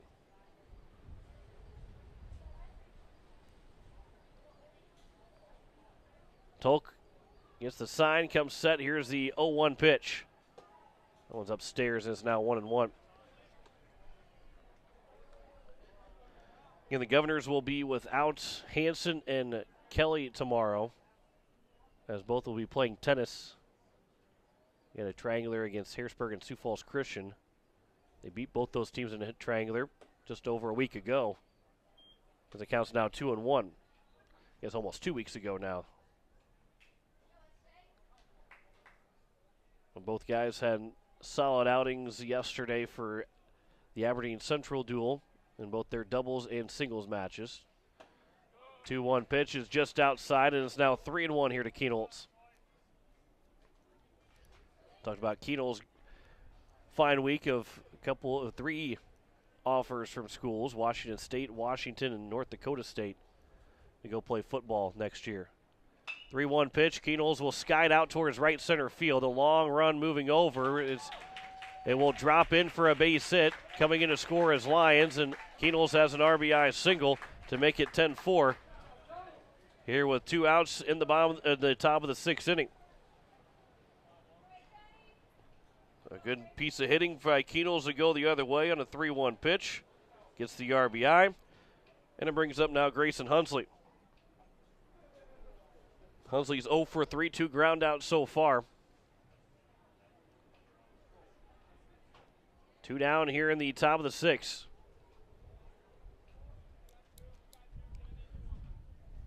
And for the Governors, this has been their best inning, as there's a strike taken by Hunsley. Scoring just 1 run in the 2nd inning in game number 1. 1 the 3rd, 1 the 5th here. And now 2 here in the 6th. This has been their most productive inning of this doubleheader.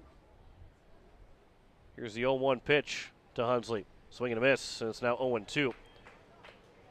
You look on the other side, 3 5-run innings for the Lincoln Patriots. 2 in the first game, and now 1 here in this second game. They've scored in 3 of the 5 innings they've come to the plate.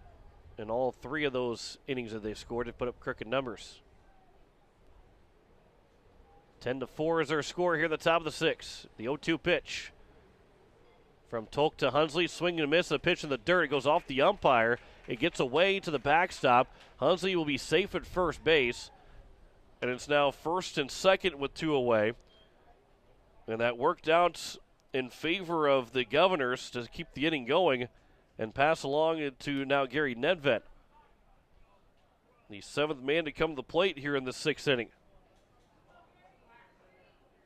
So whether it went off the umpire's hand or not, it was going to get to the backstop. And Hunsley is safe without a throw, even though he struck out swinging. Here's the first pitch to Nedved. That one's over for strike 1. Nedved, the DH here in this ball game. He is 1 for 2. Walked in the first, grounded out to the pitcher in the 2nd, or the 3rd, and got a base hit in the top of the fifth. Now batting here in the top of the sixth again. Here's the 0-1 pitch. That one will get to the backstop as that one was low, and it's now a 1-1 count, and it's second and third with two away, and Nedved's got an opportunity to drive in both with a base hit. And with a base hit, things get a little bit more interesting to make it 10-6 if Nedved is able to get that base hit. That's kind of that's the situation that exactly what we're in right now. Here's the 1-1. Nedved lines it into center field. That's down for a base hit. A little bit of hesitation from Hunsley, so he will be stopped at third. A base hit for Gary Nedved. Makes it first and third. Governors have now made it 10-5. And it's Jet Zabel with an opportunity with the runners at the corners. And time is called here as we'll see if there's going to be a pitching change. We are going to have a courtesy runner. I guess Spencer Kelly that's going to be courtesy running here for the catcher Hunsley. And just a long mound visit with everybody in at the infield.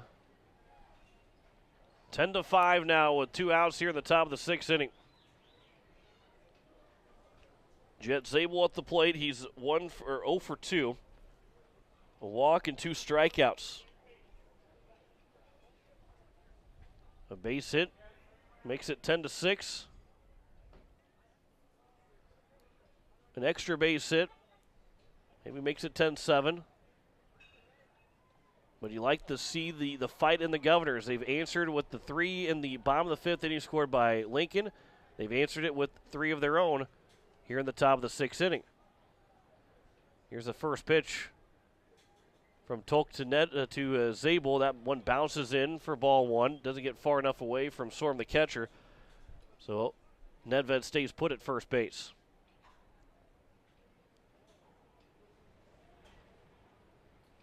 It's an 8-run deficit for the Governors, and they've nearly made half of it up, and nearly being picked off at first was Nedved, diving back in safely. Vascar, the first baseman, started running back to the dugout, thinking he was picked off, but the umpire called him safe.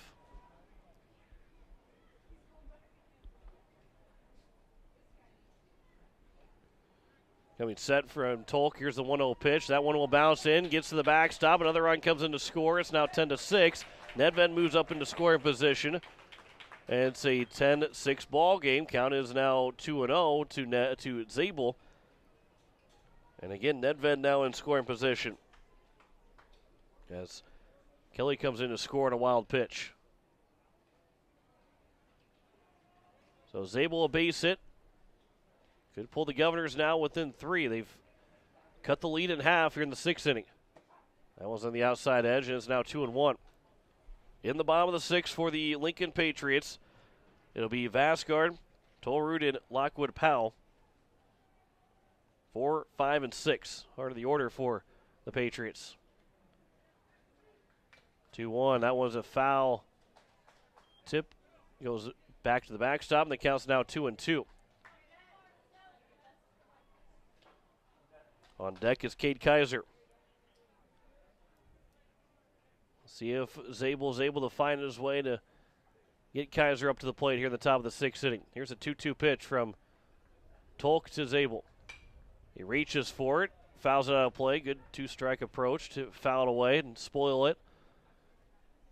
And to keep this a 2-2 count.